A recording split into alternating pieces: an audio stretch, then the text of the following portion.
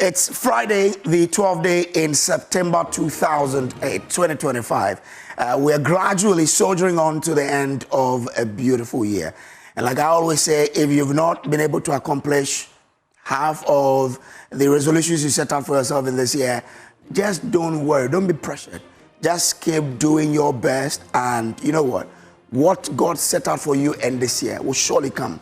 Just work hard, do your part, and pray to Him. Always find space to thank Him for the blessings, and He will open greater doors to you. Good morning once again, and welcome to the AM show. My name is Samuel Kojo Brace, and you know what? Today I'm a lone ranger here, and I'll be doing this with you. Let me run you through how the day will go on the show today. Of course, we'll start with the AM news, and then we'll delve into the AM sport after the news bulletin. Now, when we finish the AM sport, we'll bring you the news review, where we report to you what the papers are telling us this morning. But who and who will be joining us for breakfast today, I'll share that with you. Our regular panel will be with us as we go through the day. And then after the news review, we delve into our big stories. But those who will be joining us on the news review will have Prof. Isaac Bwadi is Dean, Accounting and Finance, UPSA. Kwame Nkrumah Botio is General Secretary of the CPP. And Wanda Madilo is a Development Analyst and member of the NDC's National Communications Team. Now, from there, we delve into the big stories. And this morning, we'll bring you a conversation with an academic who delivered his inaugural lecture on a fascinating topic titled Our Corruption, Our Ethics, Our Public Administration, Wicked Citizens, Wicked Problems, and Stagnating Development. That's an interesting topic on which a professor will deliver an inaugural lecture. So we'll get into that. You don't want to miss this live interaction with the Dean, Professor Bawole, here on the show. And it's a Friday, and your favorite e-corner comes your way with the ever-glittering Noella Karian Yale. So join us with your thoughts and views via phone and all our social media handles as we go through the show. Remember, the show is sponsored by Kenoga Company Limited and Syntex Tanks. So do stay with us. Welcome. Thank you for allowing us into your spaces. Let's start the show, as we do always, with the AM News.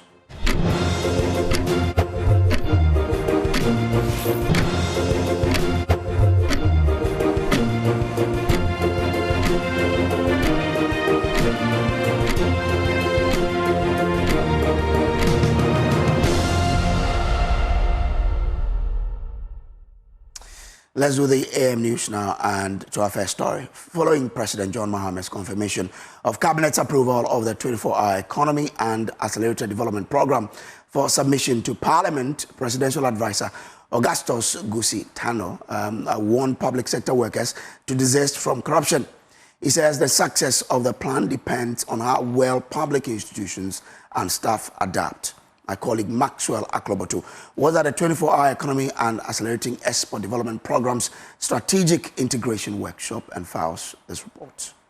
Following President John Maham's confirmation of Cabinet approval of the 24-hour economy and accelerated development program for submission to Parliament, Chief of Staff Julius Debra stressed that the initiative is central to driving economic growth and contribute actively to its implementation. He urged civil servants to align their operations with the policy framework.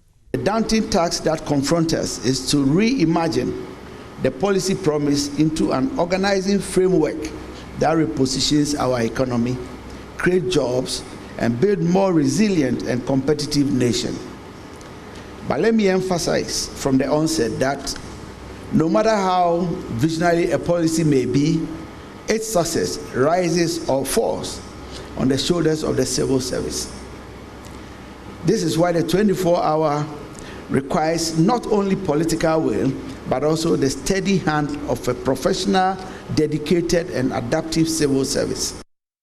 Presidential Special Advisor for 24-hour economy and accelerated export development, Augustus Gusi Tano, backs the call for the need for all hands to be on deck. He says the civil servants should demonstrate that it is not an obstacle to transformation. It is the beginning of a process of alignment and joint delivery. Let us seize it with seriousness. Let us demonstrate that the civil service is not an obstacle to transformation, but its agent. Let me repeat that. Let us demonstrate that the civil service is not an obstacle to transformation, but its engine. Also present at the event was the governor for the Bank of Ghana, Dr. Johnson Asiama. He calls for the prioritization of practical interventions when it comes to the implementation of the program.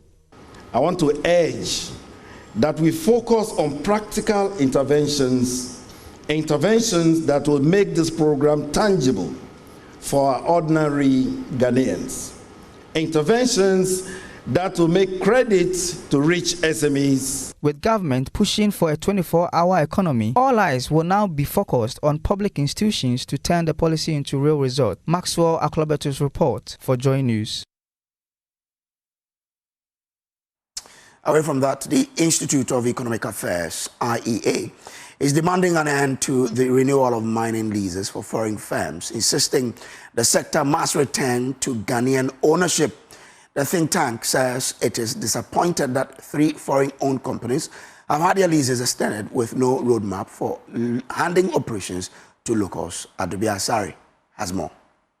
While welcoming government's decision to cut the mining lease duration from 30 to 15 years, the Institute of Economic Affairs says it is disappointed that 3 foreign-owned companies, Newmont's Golden Limited, Gateway Exploration Limited and GBS Exploration Limited, have had their contracts extended without any roadmap to hand operations to Ghanaians.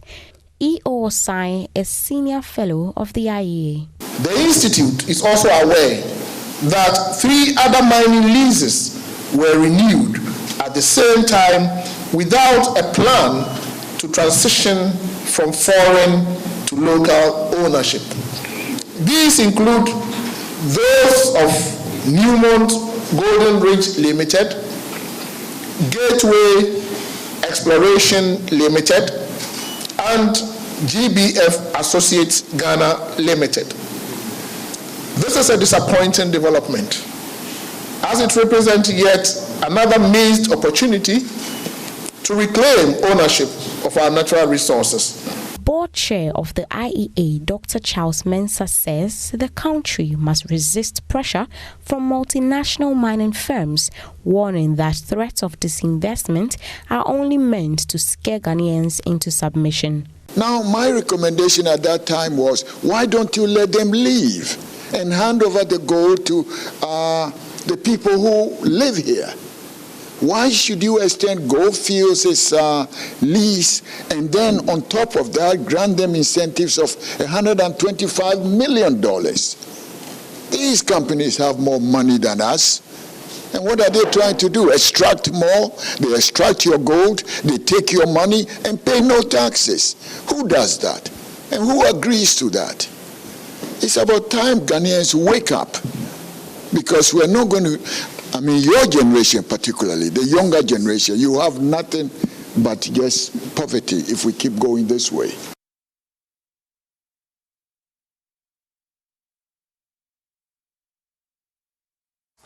Now, the Mental Health Authority is warning of a growing suicide crisis, with new data showing a 40% rise in deaths last year. According to the World Health Organization, more than 720,000 lives are lost to suicide globally, caused by social, emotional, and economic difficulties. As the world marks Suicide Prevention Day, dubbed Changing the Narratives on Suicides, officials say it's time to treat suicide not as a crime, but as a cry for help. Na Moko has more in the following report read to you. The Mental Health Authority is calling for a new approach to suicide prevention in Ghana.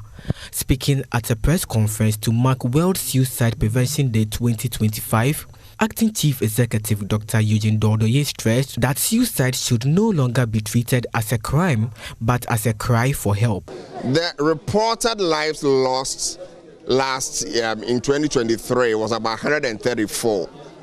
These are the lives lost, but we know that for every life lost, 3 to 5 times more people will attempt, and that is the unfortunate thing.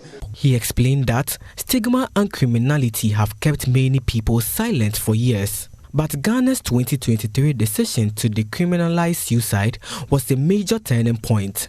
Even so, the numbers remain stark. 134 people died by suicide in 2024, a 40% rise from the previous year, while more than 1,000 others attempted it.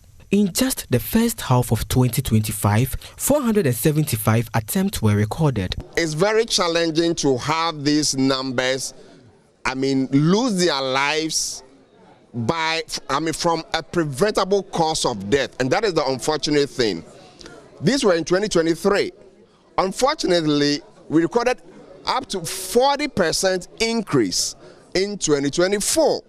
Dr. Dodoye outlined a prevention strategy focused on public education, training for frontline workers, and sustainable funding through the Mental Health Fund. The important thing this raised is that we need to do more. We have a lot of work to do because we cannot afford to lose Ghanaians through a preventable cause of death. The authority is also urging the media to follow World Health Organization guidelines, avoiding sensational headlines and instead amplifying stories of resilience and hope. Now, Ghana's democracy is showing signs of strength, according to a recent West Africa Disinformation Index, which ranks the country at 57%, placing it in the moderate risk category.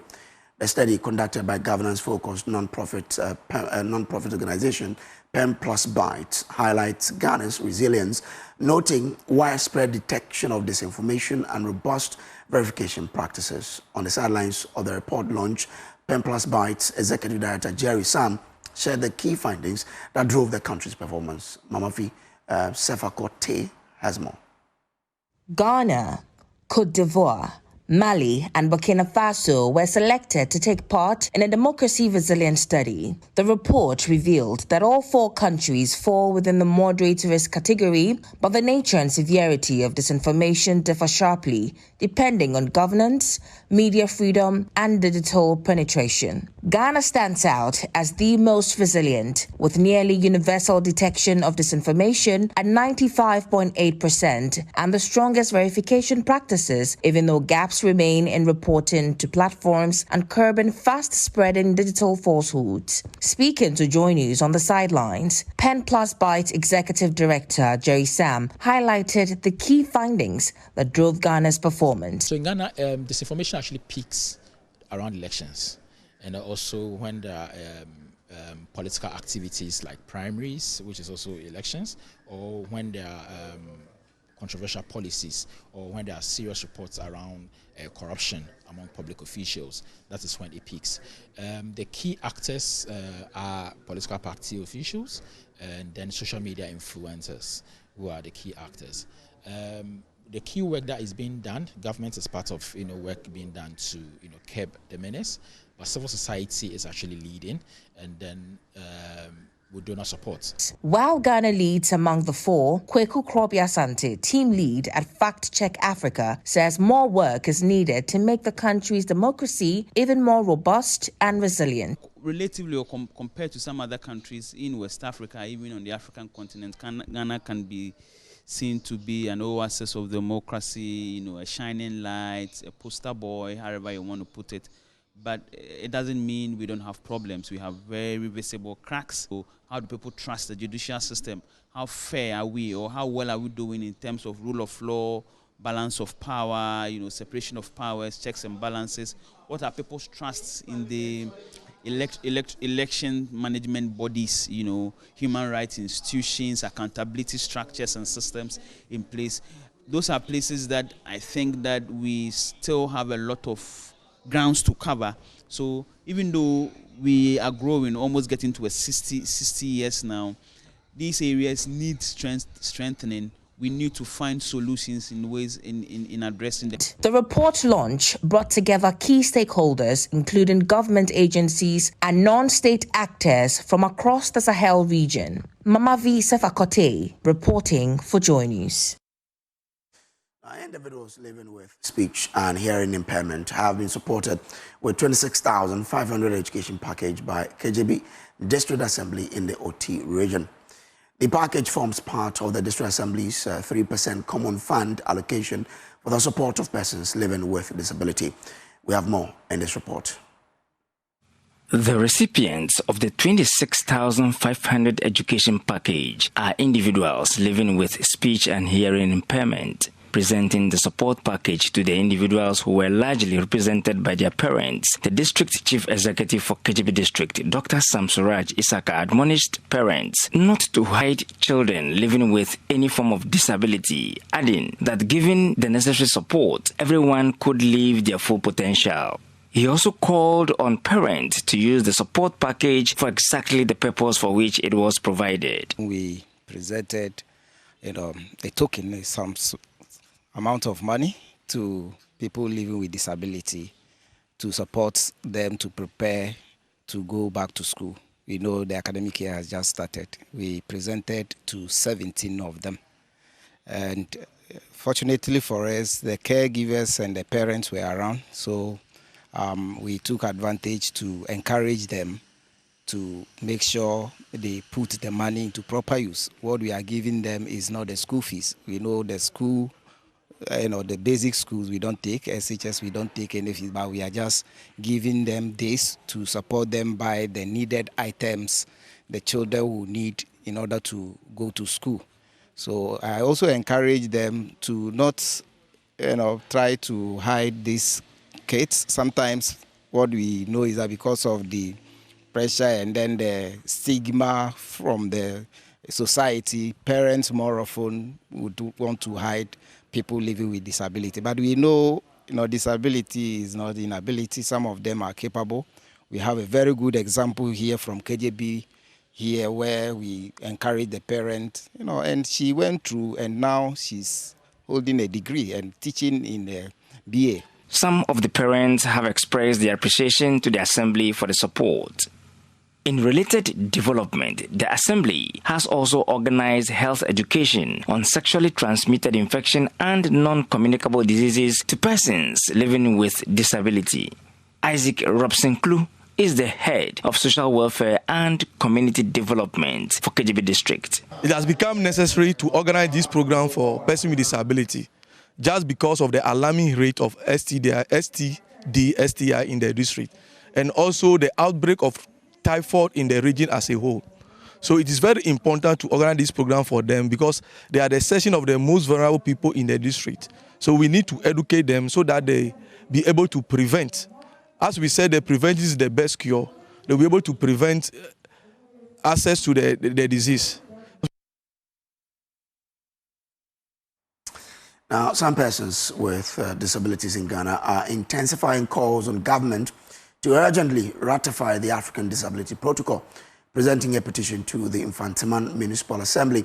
The Women and Children with Disability Advocacy Movement stressed that the delay undermines their rights and economic survival.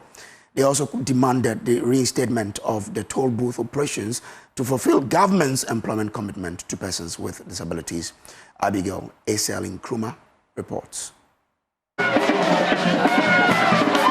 The Women and Children with Disability Advocacy Movement in Infantiman Wodam operates on the theme Women and Girls with Disabilities, our quest to Ghana's ratification of the African Disability Protocol. The 2-year-old advocacy group, led by its president, presented a petition to the Infantiman Municipal Assembly to ask for the ratification of the African Disability Protocol in Ghana. Juliana Efia Mahmood, the executive director of Voices of Women and Children with Disabilities in Ghana, details some of the challenges faced by women and girls with disability. Looking at the protocol, 15 countries in Africa has ratified it, but the initial stage started from Ghana here. But as of now, the government of Ghana hasn't ratified it yet. But during the World Disability Summit in Germany this year, the government made a commitment that by December he will be ratifying the protocol. But as of now, we've not seen any efforts that has been put up to show that in December the protocol is going to be ratified. So that is why we are adding our voices to Women with Disability Advocacy Movement in Infantiman to ensure that the government ratifies it as soon as possible. Receiving the petition on behalf of the Municipal Chief Executive of Infantiman, the Coordinating Director for Infantiman, Justice Amwa, assured the group their petition will be heard. We hope that the President will have a listening ear and then do the needful, and the MPs will also deliberate upon it in Parliament, so that they will also include it in the laws of Ghana as the Constitution. Now we are doing the constitutional review. We are hoping that it will also find its way into the Constitutional Review Committee's recommendation and then implementation. The president of WODAM, Felicity Youngson, appealed to the government to reinstate toll booth operations to create employment for persons with disability. When it comes to the employment, we want our president to assign or approve when it comes to we the disabled. We don't have any job opportunity due to our condition. So with the help, we want the president to bring the toll booth back so that we the disabled can get work to do. From Salt Pond, Abigail Lissel and Chroma reports for Joy News.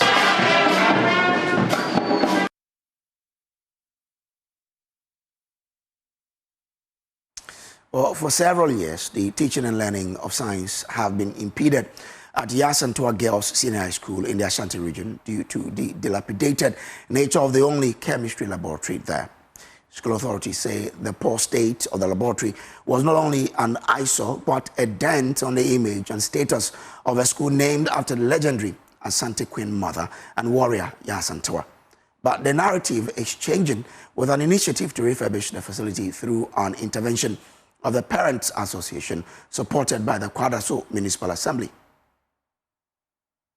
With a student population of over 3,500 students, Yasantua Girls SHS, the once renowned Science Resource Center, has its chemistry lab in the deplorable state.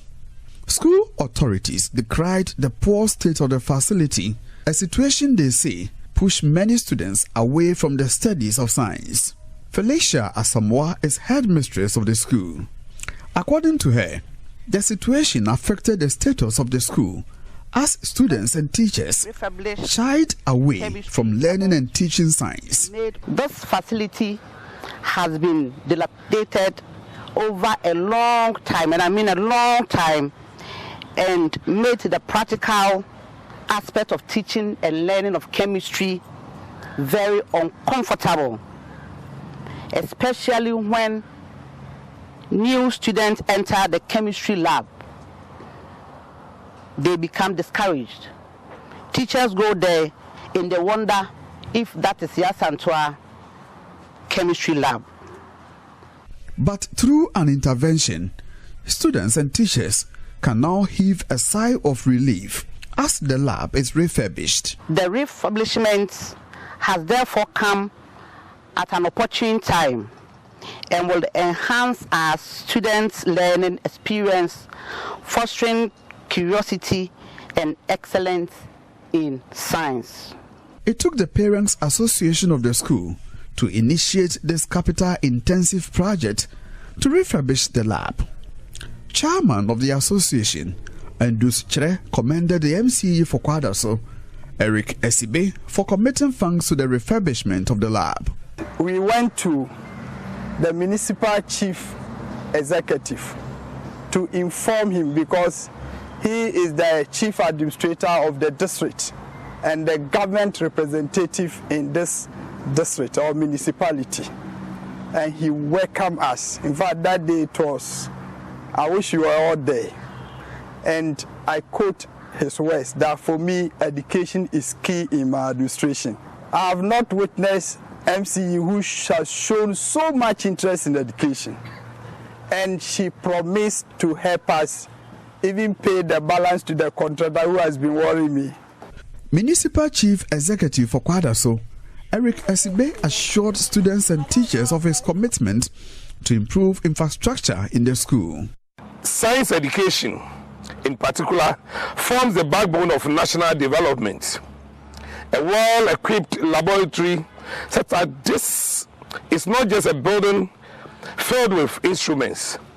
It is a place of discovery, creativity, and innovation.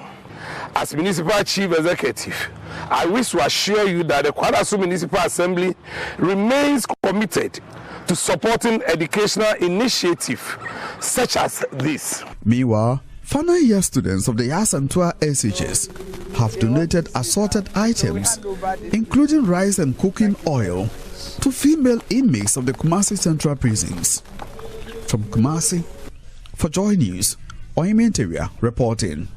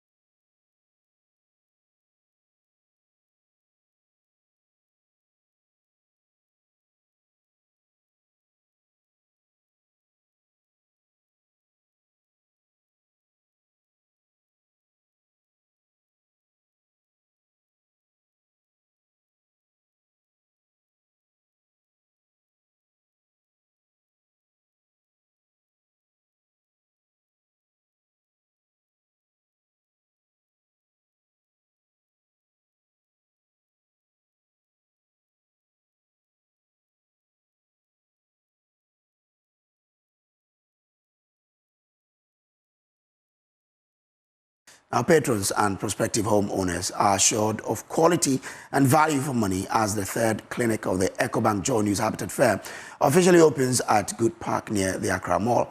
The fair, which starts today through to Sunday, September 14, will see exhibitors display everything housing at an affordable and unbeatable prices. General Manager, Sales and Customer Service at Multimedia Group Limited, David Max Fuga, tells Joy Business all is set for the event.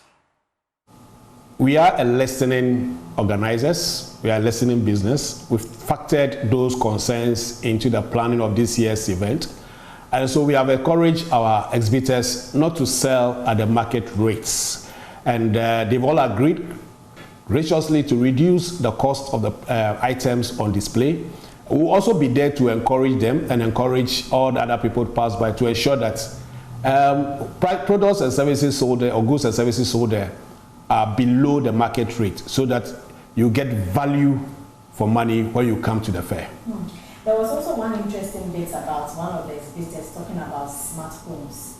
How would you collaborate with them to ensure that those who come there are able to change their homes into smartphones, and then those who need one also get one? We are deploying volunteers at the place, and we encourage people to go the extra mile to educate the visitors on the products on display. And so when you walk in there, you'll be educated for you to make informed decisions in acquiring the things that you want to acquire. Okay, I think.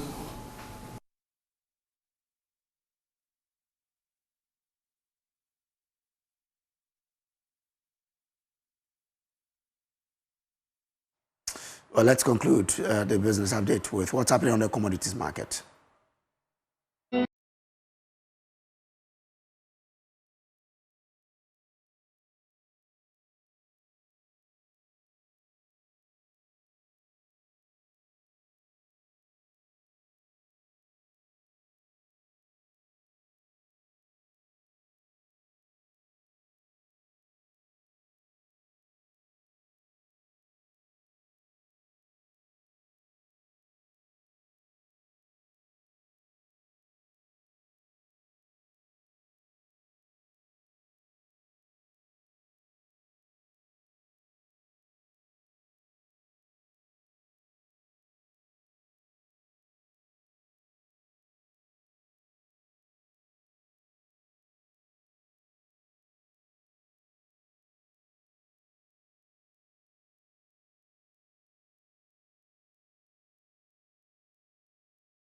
That's all in our news bulletin for this morning.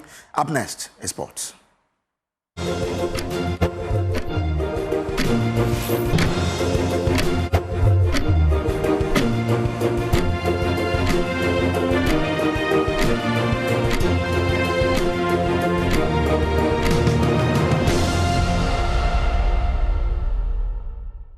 Good morning. It's time for sports on the AM show. My name is Haruna Mubarak, and the Ghana Premier League returns tonight as 18 clubs battle for the ultimate trophy. BBN Gold Stars, they are the defending champions of the league and are hoping to become the first side to win back-to-back titles in 11 years.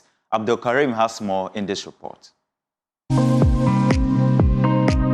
9 different champions in 9 seasons. The Ghana Premier League is unpredictable, exciting, and brutal. Amankuna, who sets A Japan on the road. Here comes the guest in Japan. Good movement forward.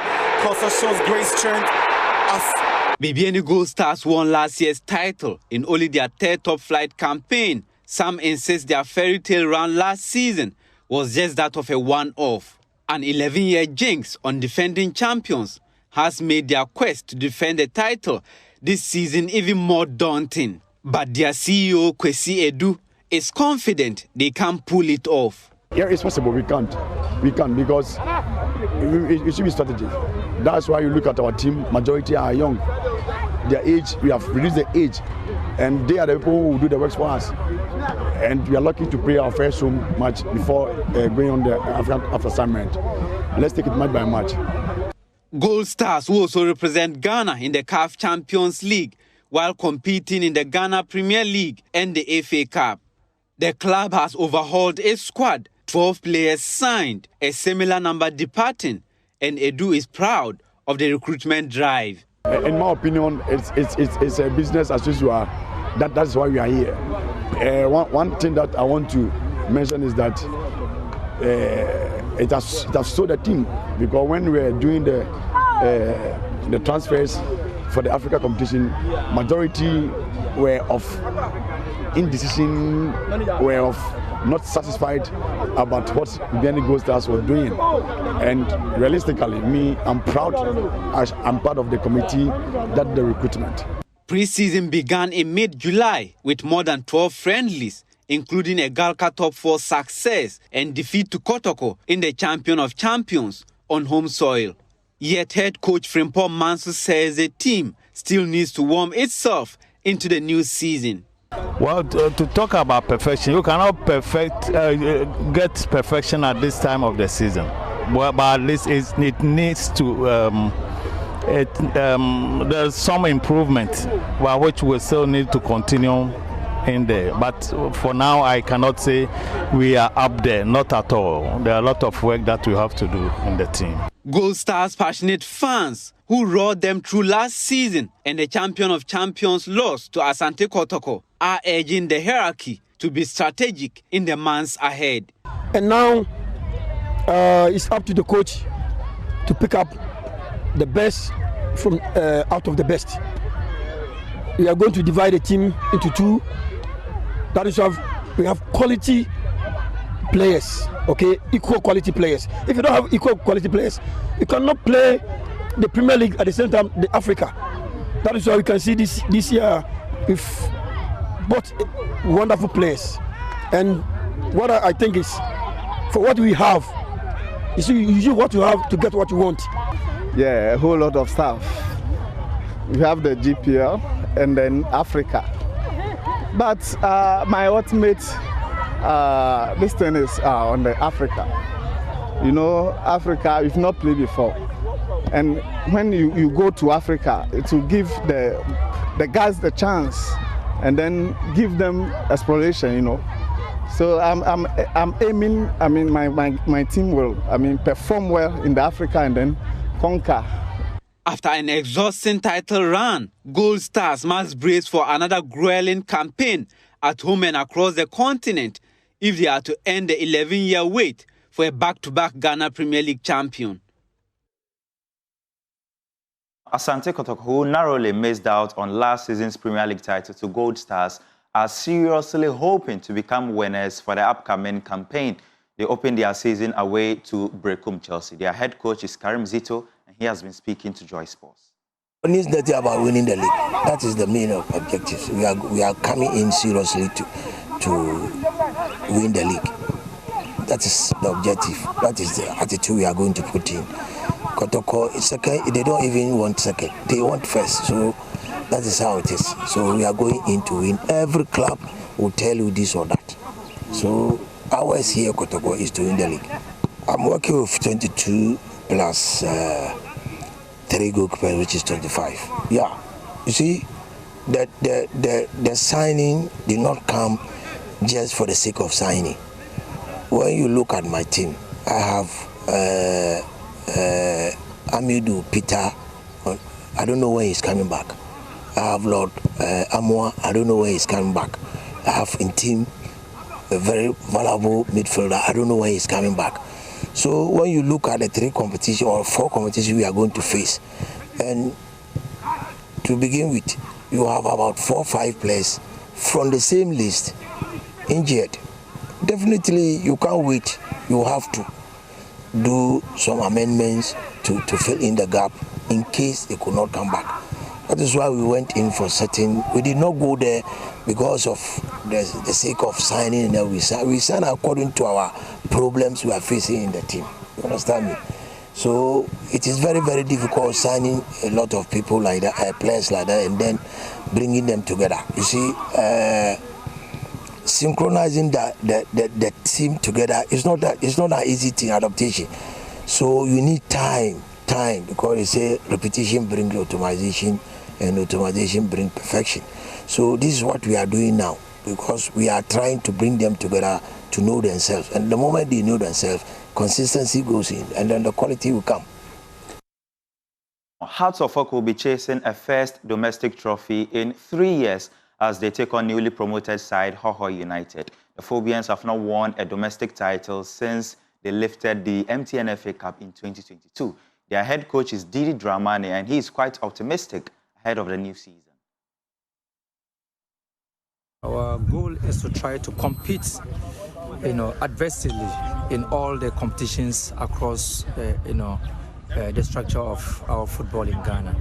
And so going in the early season against Hoho United tells that we need to package ourselves strongly and stay consistent and more sustainable in terms of all the competitions of the year. They have always been, and it's a very organized side. It's a side that has really put in, a lot in the Division 1. They come with some formidability. They come with some fairness in terms of some new recruits, good players who have played in the Premiership, and they have a very good technical brain in terms of our own brother who are also there. So it gives you the idea to know that this is going to be a very tough encounter, very uncompromising, and so you need to respect what they bring with their direct football, and so we try to win the spaces, try to bring our identity to play in this encounter. Now, let's check out the match day 1 fixtures for the Ghana Premier League, and obviously Asante Kotoko will be away to Brekum Chelsea, and Hearts of Oak taking on Hoho, newly promoted side Hoho United. Now Gold Stars, they are the defending champions. They come up against Bechem United.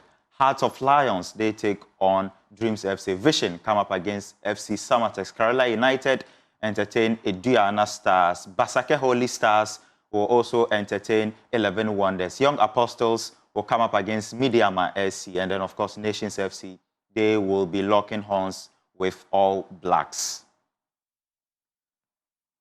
Now, let's look at the fixtures for the English Premier League this weekend. We've got some really big matches. Of course, the Manchester Derby will also come up. So, first of all, it starts with Arsenal. They come up against Nottingham Forest. Forest under their new head coach, Ange Postecoglou. Bournemouth, they take on Brighton.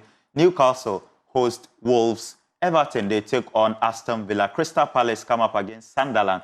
Fulham will also take on Leeds United. And then we've got the London Derby. West Ham entertaining Tottenham Hotspur. Chelsea are away to Brentford. Liverpool are also away to Burnley. And of course, the big one, the top liner for the weekend, it is the Manchester Derby between Manchester City and Manchester United at the Etihad. And that's your sport on the AM show. My name is Haruna Mubarak.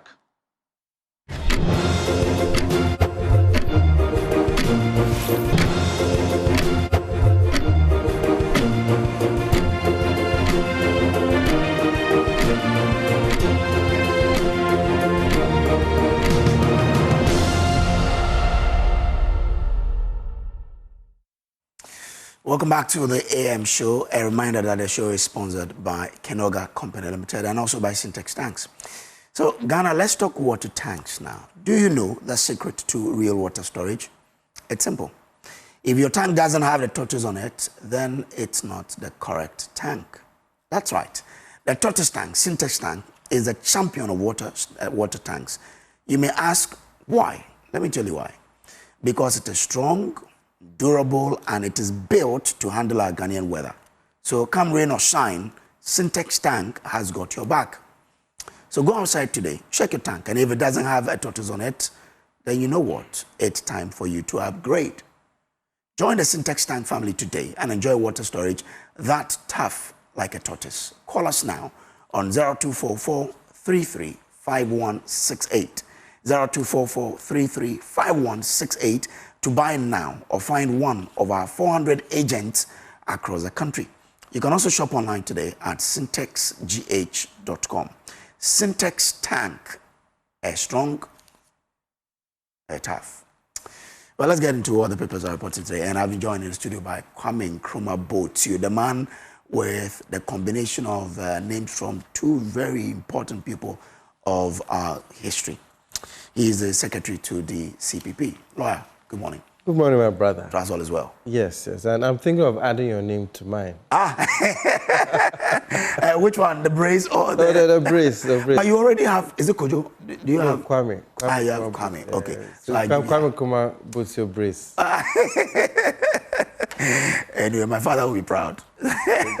Anyway, so let's start as we do always by giving you 2 minutes to give us your reflection on issues that's... probably bothering you or something. Top of my mind is a very deep statement by His Excellency John Dramani Mahama. Okay. Something that has been playing on my mind for many months now. He said that Savannah is one of the poorest countries, one of the poorest regions in the country. We must be fighting poverty, not each other. And over here, he was speaking on the Benyere conflict. And the background to add, Osajifo Dr. Kwame Nkrumah said, we have in Africa the paradox of poverty in the midst of plenty and scarcity in the midst of abundance. You know, one of the things stopping Africa from moving ahead is conflict. Sometimes the conflicts are in so many scattered little pockets that we fail to acknowledge the enormity of its impact on our development. And it's something that has really, stayed with me. I remember in university, when we had to choose the place to do our national service, I went to the Ghana Statistical Service. I did my research. And the 5 poorest regions then included my own region of Central Region. And that was the 5th poorest region. And then you had the 4th being Volta, the 3rd being North, and then you had Upper West first, Upper East second. That was a ranking as far back as the early 2000s of the poorest regions. Things have changed now. Volta is no more, according to the rankings, part of the poorest regions. Central Region too has moved out. But you have places like Benyere in the Savannah region that right from the early 2000s, this is about 25 years, and they are still in that bracket. It should tell us that poverty, conflict really hinders us, because the North, in terms of resources, is not a poor place at all. Due to the rankings I saw for the Statistical Service in the early 2000s, that was what informed me to choose Upper West first, Upper East second, Northern Region third for my national service, and then went to the Upper West then. So I believe that the indigents of Benyere and all those areas should I and the CPP is pleading with them to listen to a son of their own soil. That is the president. The president. And should also at least see the sacrifice of Osagyefo and the way he loved that part of the country, where when he started the progressive free education, Ghana, he had the whole of Ghana. He could have chosen to start from his home region of the Western region, but he started from that part of it. And as his birthday comes up in about roughly 9 days, 9 days or so, let's look at the voices of these two great men, His Excellency John Dramani Mahama and Osagyefo Dr. Kwame Nkrumah. And let's have peace in this country, because with peace, there will be development. And I'm not saying that if you are being cheated, you should, stand down. Of course, you should speak up, but you should speak with wisdom. There's a saying that if you see something, say something. And I would like to add that if you see something, seek wisdom, because it is not everything that you say that will bring peace. There are times that what you say may rather inflame passions more. So I would say that listen to His Excellency, listen to Osagyefo, and when you see something, seek wisdom. Seek wisdom for the betterment of this country. Because if this country rises, if there is peace, then we all stand to benefit. So this is my humble plea to the people of that part of the country regarding the Gwenyere conflicts. Let's try and smoke the peace pipe for the sake of posterity, and let's all assist in all the ways that we can. Let's cut down on the inflammatory statements on social media, wherever we are, because posterity will judge us. There are times when we hail our ancestors. There are times so that we speak of them in terms as if we wish they had done things a bit better. Recently, I was at the launching of Mr. Kwesi Pra's book on reparations, an excellent book. And during a very good review of the book by Ambassador Cabral Bleamehe, I think he mentioned that portions of the book address the role of the African in the slave trade itself. It's something we cannot overlook. So when we speak of the slave trade, we speak of reparations. Sometimes we also remember the role of our own people in fighting the slavery. I think there was a Fanti Confederacy was mentioned. Santua was mentioned. Another person was mentioned, which I've forgotten. But at the same time, too, we had some of our own people who were complicit in that. And we do not mention them in savory terms. The same way our descendants... You remember the king of a hunter whose head was beheaded? I know you've heard that story by the Dutch. Yes, yes. It was in the fight against slavery. Exactly. For Badu Bonso II. His head was beheaded in Butray. Yes. When he was fighting the Dutch on the slavery. Yes. So we remember such people with fondness because they fought for justice. They fought for peace. So we also, in all our doings, in all our utterances, we may have gone beyond the era where we had bows and arrows. And now our weapons are the tongue. We're in the information age. You can just write one statement on Facebook, X, Instagram, and it can ignite. I mean, we shouldn't forget what happened in Rwanda with the statements by some people. Someone on radio. Exactly, exactly. So let's all do our bit in bringing all these conflicts to an end, because these things have a way of spreading throughout the country. Okay, thank you very much. We've also been joined in the studio by the Dean of the Accounting in UPSA, Finance and Accounting Department, right? Faculty, okay, all right. So, Dean of the Faculty of Finance and Accounting, Prof is joining us here. Prof, thank you for joining. Professor Isaac Body. So, and then also we've been joined by the man, development analyst and member of the NDC's National Communications team, Wanda Madilo. Wanda, yeah. I hope that you have wonders with you today. Oh, I'm so good, so good. Always wonderful things. God is faithful. Okay. All right. Let me come to you, Wanda, then I'll come to Prof. So 2 minutes reflection. Oh, I was very excited, hearing the president on varied issues of the economy, our lives, way forward, and all that. And I think that this should be happening more often. In the U.S., they have very often interactions with the media.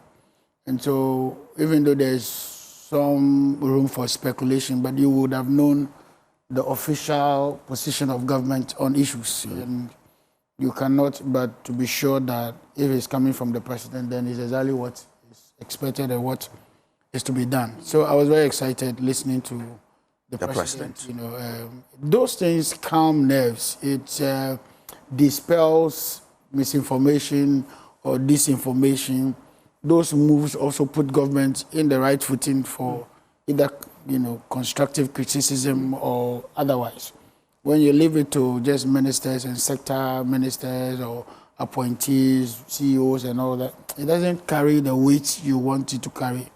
For instance, when we had the unfortunate helicopter incidents, everybody was waiting for some high-ranking government official to speak to the issue, even though we've all heard speculations, until the chief of staff came to address the media, and that settles a lot of the suspicion, the assumptions and all the noise we heard earlier or prior to the time.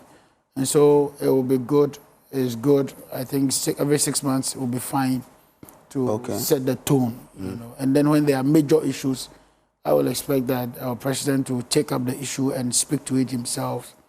Not every issue. I mean, he can't be speaking to every issue, but the very major issues that I love presidents to speak to.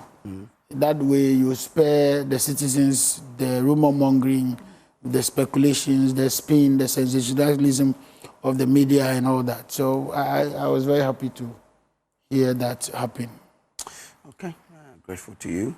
Professor Body, your reflections too.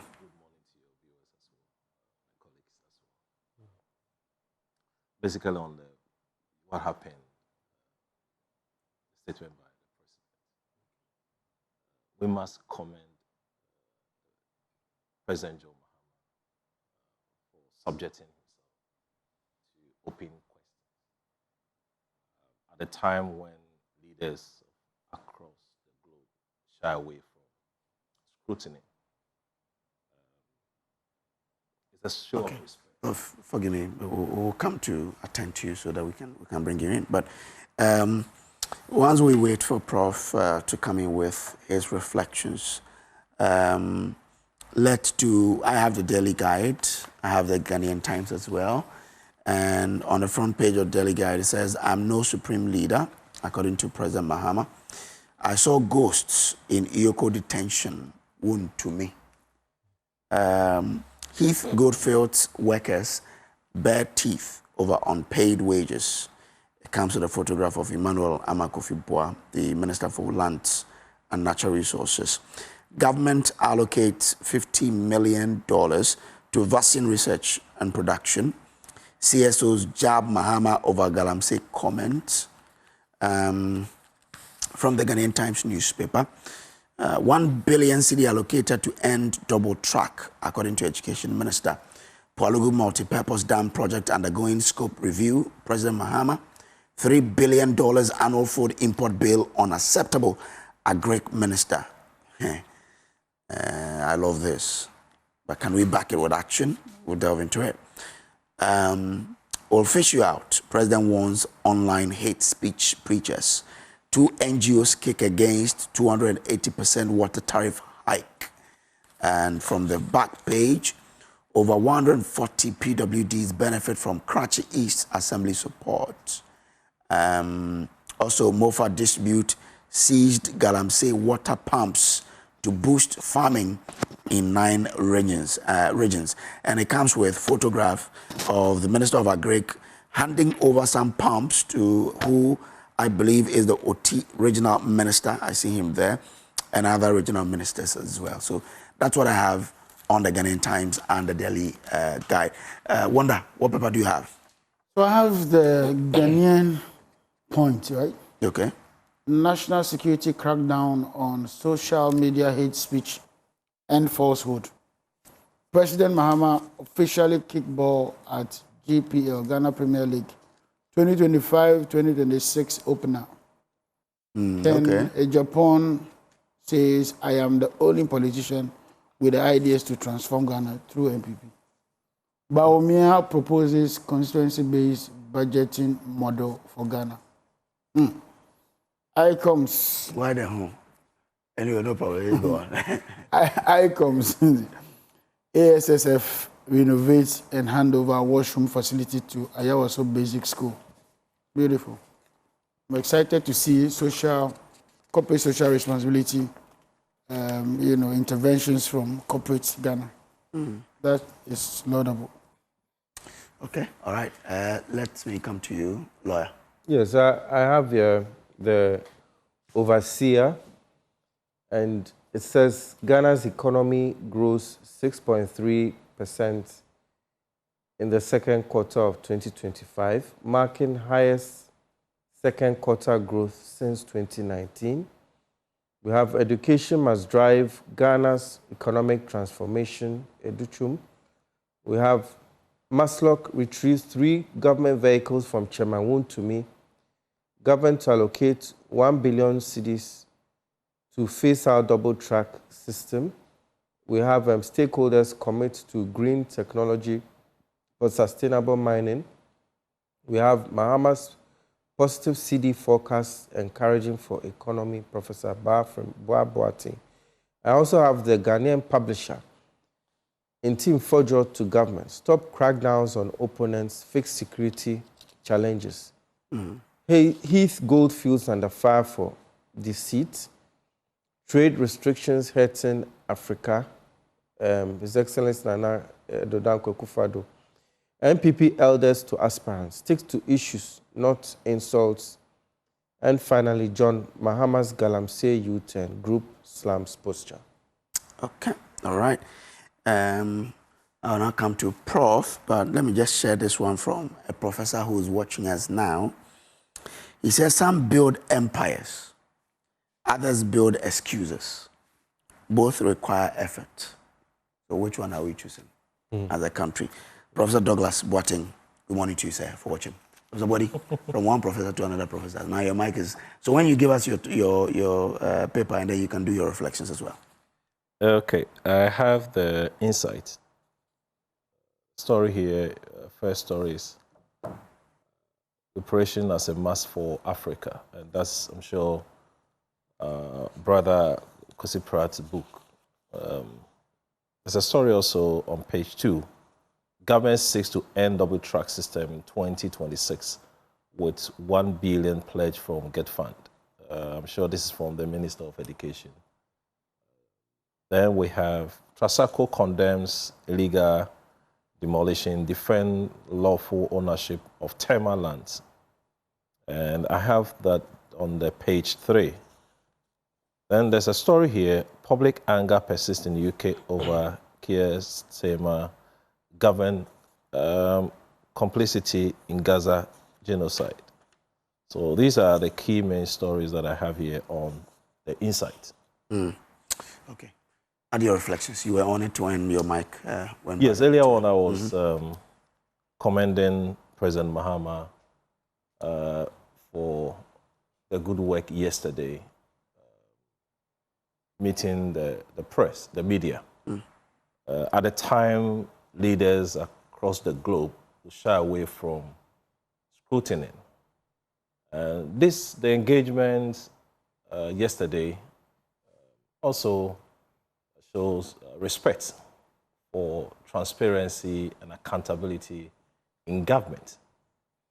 Having said that, in fact, I need to comment on some few comments on, I don't know whether it comes during the questions time or during the presentation.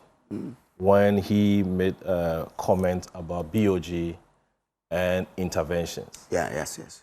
Yeah. It was a question time. It was a question time. Yes. And the president was factual. I must be honest. He came late, but he was factual. Earlier on, the BOG governor, through your PM Express, there was an interview between the presenter and the PM, George Weafe. George Weafe. And if you transcribe the comment, he said, the stability you are seeing now, and I can quote it from here, the stability you are seeing now, it is not because we are intervening. It is not because we are selling reserves for stability. No. Remember, our reserves program is actually going up by day. We are building more reserves. All that we are doing is strengthening the surge in inflows. Completely. Departure from what the president said yesterday. So, on the 10th of September, the president now mounts the stage, tells Ghanaians. He said the Bank of Ghana had been intervening in the forex market, but they have withdrawn. So whose story should we believe? I'll go by the president. Because earlier on, we had seen major intervention. When the cedi from January to February depreciated by 1.5%. From February to March, flat. Then from March to April, we have seen an increase of 8.9%. Then to May, we saw 27.3%. So we're curious. A jump from 8.9 to 27.3. Huge. Then we paid economic and financial data, perused that document, and we saw an upward trend of our exports, a change of $9.5 billion. So when you have reserves, export coming in huge, we expect reserves also to increase. Reserve went up by $5.4 billion. So we're questioning the difference. 9.5 as against 5.3. We had a figure of 4.4. Quickly, World Bank and IMF confirmed of this intervention. But when the BOG governor was asked, he said it was just a free fall. No interventions. In fact, after the statement by the president, others had called him for the resignation of the BOG governor. Really? But for me, I will not at this stage. What I advocate is an establishment of financial control authority. Really? Yeah, that should manage. There was something called we should open that discussion. Fiscal Responsibility also Council, not so. In fact, it is time for us to have a conversation. A body that should be able to regulate even our financial system. We know that we have some independence. The BOG is independent, SEC independent, MPRA independent, NIC independent.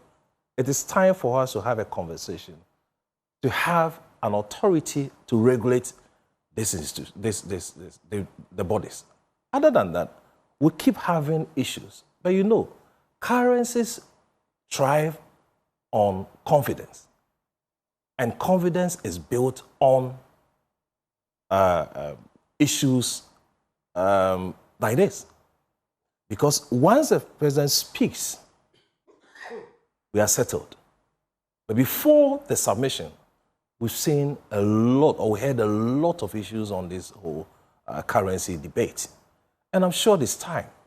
And I've said that the currency cannot have two birth certificates. One is signed by reforms, and one also signed by interventions.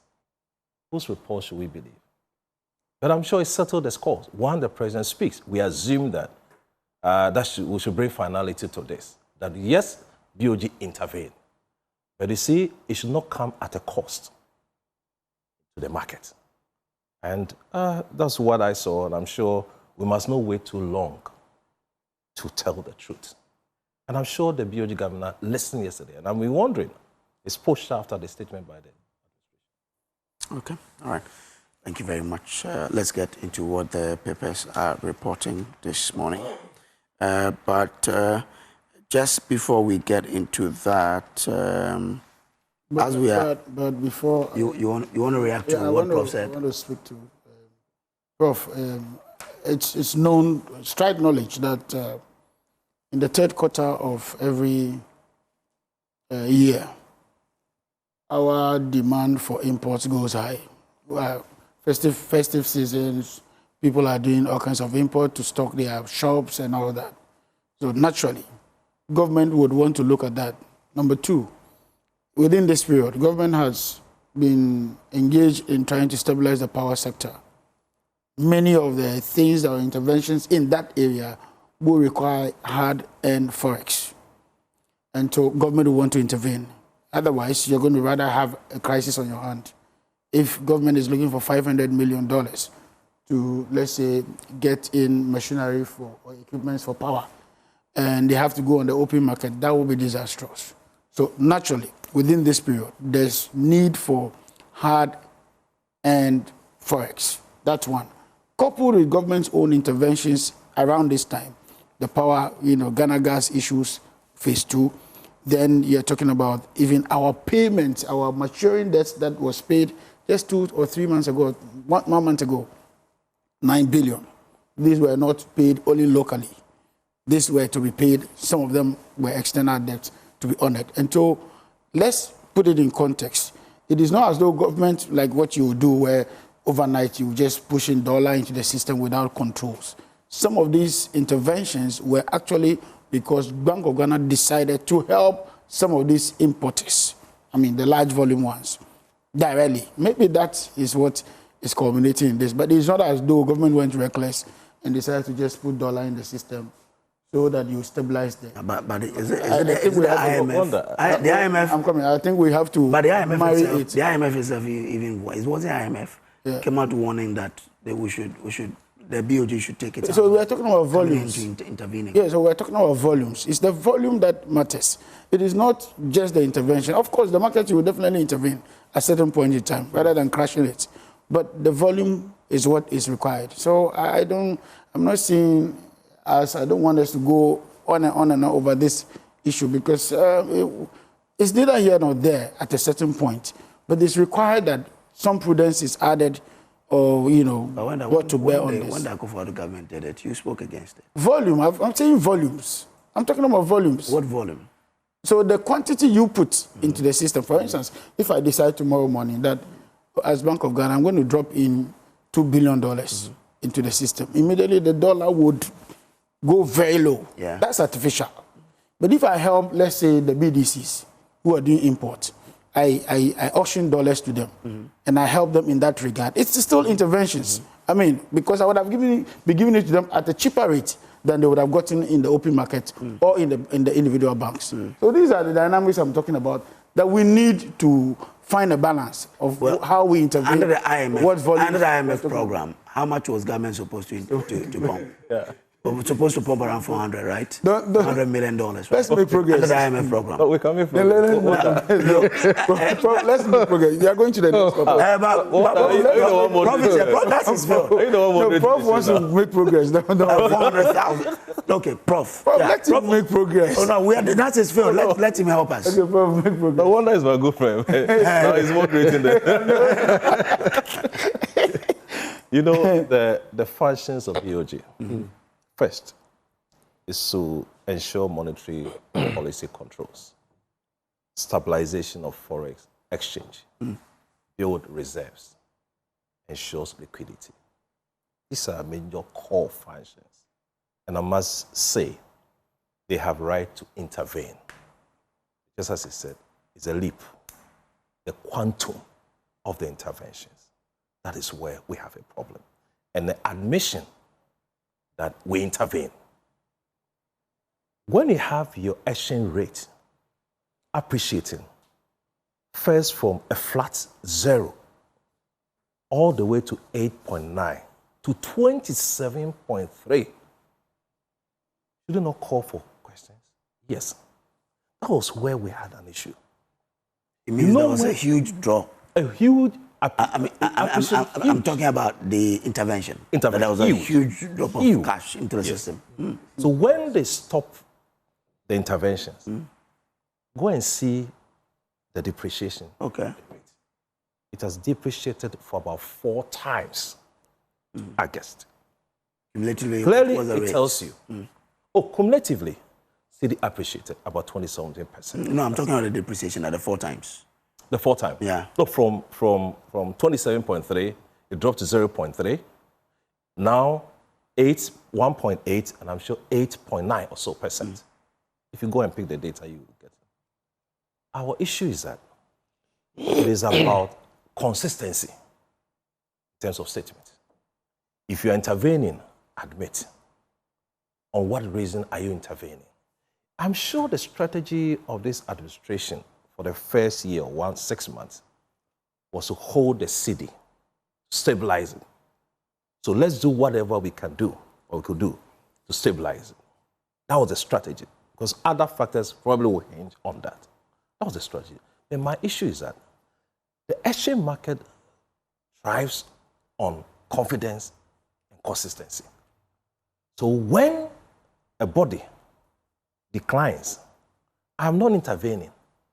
It took World Bank, IRPP, and then IMF to say, no, we've seen an intervention. The governor denied. Now the president mounts the stage and tells the entire country, yes, we intervene, but we have withdrawn. For me, it ends the discussion. Yeah, good. Yeah, it ends the discussion. And I'll end the discussion for wonder. But my issue is that... Prof, it ends the discussion. My issue is that... we are done. That is why we still have a body and have an oversight on these 4 institutions. Aside the BOG? No, BOG independent, SEC independent, MPR independent, but they must have a body to regulate. Because of some of these comments. Wouldn't it be too much bodies? In UK, other jurisdictions, we have... No, there's nothing wrong in having layers of control. If I could add briefly, I mean, from my... Wanda is not happy you guys are... No, I'm fine. But I brought the issue. No, it's not a problem. If I could just say, the thing is, I understand where Comrade Wanda is coming from. But, to me personally, one of His Excellency John Dramani Mahama's strengths is his honesty. Yeah. You see, and Prof has really shown that no matter what his appointees say, he will say it as it is. And he has said it, because if you don't identify the problem, you cannot solve it. You can't always be sweeping it under the carpet. But if the IMF had not warned that they should stop, would they have? Well, but no, I know. For me, the IMF did not at the time when the city was appreciating, it was good for me, because for some of us, you were able to do certain businesses at a cheaper rate. So if you want to intervene, keep intervening. You like it. Prof won't like it. Prof won't like it. Okay, Prof. Let's make progress. Prof has proposed. Prof, what will be the long-term effect of they continuously intervening? Because when they intervened, it helped Ghanaians to do business at a cheaper cost. So what will be the long-term effect if they continue intervening? If it will give us relief, why should they stop intervening? There are 2 sides. When the rates are dropping, others will enjoy, others will not be happy. Businesses, I guess. Some businesses were crying. Check the GRA Kwesi Sarpon's report. In Ghana, we are going to lose about 30% of our revenue this quarter. Because of the cedi appreciation? Yeah. The depreciation. Oh, depreciation. Yeah. Okay, cedi appreciation. When it started appreciating. Yeah. We're going to lose the 3rd quarter, about 30%. So the issue is that if you are having about 16 cedis per the dollar, and now drops to 10, 6 cedis is off. And it's about 30% change. And because they invoice in dollars, naturally, when you translate into cedis, you drop in your revenue. So by this time, we should be thinking how we can show up our revenue. But the other side is that the other side of the equation is that it's going to help us with our debt servicing of our debts. You know, that's a long-term effect. The payment that we make outside to other people, we are going to reduce because it's now cheaper to service those. That's where we're going to have a balance. Okay. But it will take some time. So a drop, we are happy. In fact, I said that we don't have problem when it drops. But it's about being honest. Honest with it. Okay. But the GRA itself, why does it continue invoicing in dollars and not in cedis? So the product they bring from outside. You know, they pay international. Yes, I get it. So when you are he's talking about the port. Yes, when you're paying for your duty. For example, now the duty that we paid, recently. The duty is not in cedis, it's not in dollars. What happens is that I bought this quoted in dollars, and then they give you the exchange rate in cedis. So you pay in cedis. No problem. So because you bought it in dollar, let's say you bought this phone for $10,000. This phone's value in Ghana at the time will be at a certain rate. Then based on that Ghana cedi conversion, then the rates are calculated. The VAT, the NHIL, the export, the import tax, the ECOWAS, everything is then calculated. So it is in cedis. Safe to say that the origin of the item is why we see is what determines the dollar. Anyway, because when I saw mine, I was like, what is this? But anyway, we're good. But you tell the governor to keep intervening. Because you see, when you are not happy, the larger populace, we're happy. Truth is, like you said, it's a double-edged sword. Like myself, we've had a couple of deals in dollars, and we were due for payment.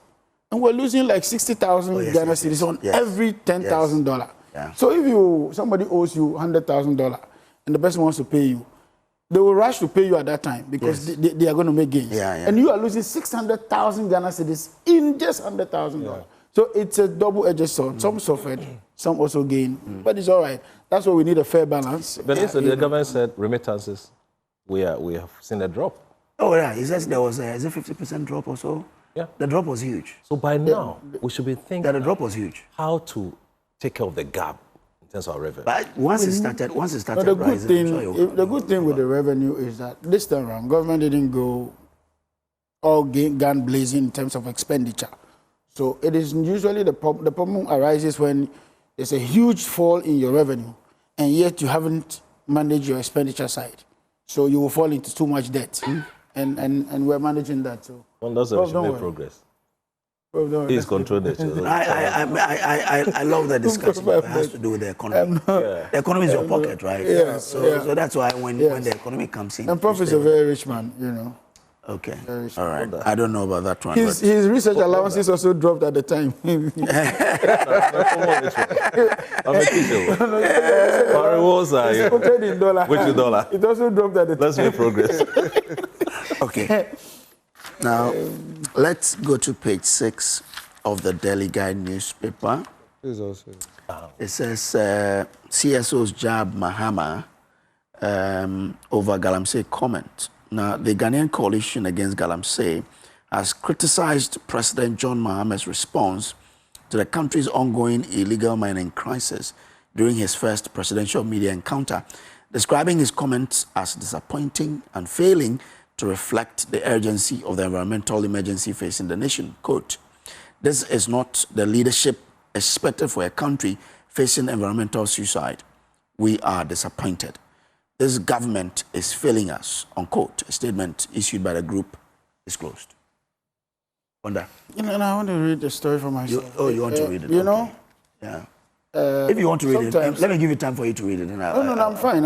It's just that I want to see who signed it and all that. You see, the difficulty I have with some of our people is the quick, attempt to go sensational with some of their headlines. The president was very emphatic. He talked about the repeal of the LI. Just in case you didn't listen to what the president said. Oh, they listened. No, they listened. You can be listening and pretend not to hear what the truth is. Because if he heard it, he won't say this. Why? Now, listen. The president was very emphatic on when it came to Galamsey. He talked about the reserves that have been reclaimed, 9 of them. He talked about the water guards. He There are talked also been disputing that figure, but he talked about, why did you distort me? He talked about the intervention of the security forces. Then he talked about the repeal of the LI. And then that the declaration of emergency. Then he talked about the declaration of emergency. On the emergency issue, the president was very emphatic that in order to declare emergency, you would have to go to Parliament, 1, in order to do that. Number 2, when you declare a state of emergency, economic issues are affected. The livelihoods of the people there are affected. Security will have to be enforced. And it costs the nation even more to do some of those things. So what do? Instead of rushing, and he stated categorically that option is the last option in terms of managing a crisis where you declare a state of emergency. It's like saying that foodstuffs in that region can't move, farmers in that region can't work. It's like saying that transport in that place is grounded. State of emergency is grounding an area, and there are human beings in that area who depend on their daily lives to live or to survive. And therefore, that is not the solution immediately. Until we got there, it's not the solution.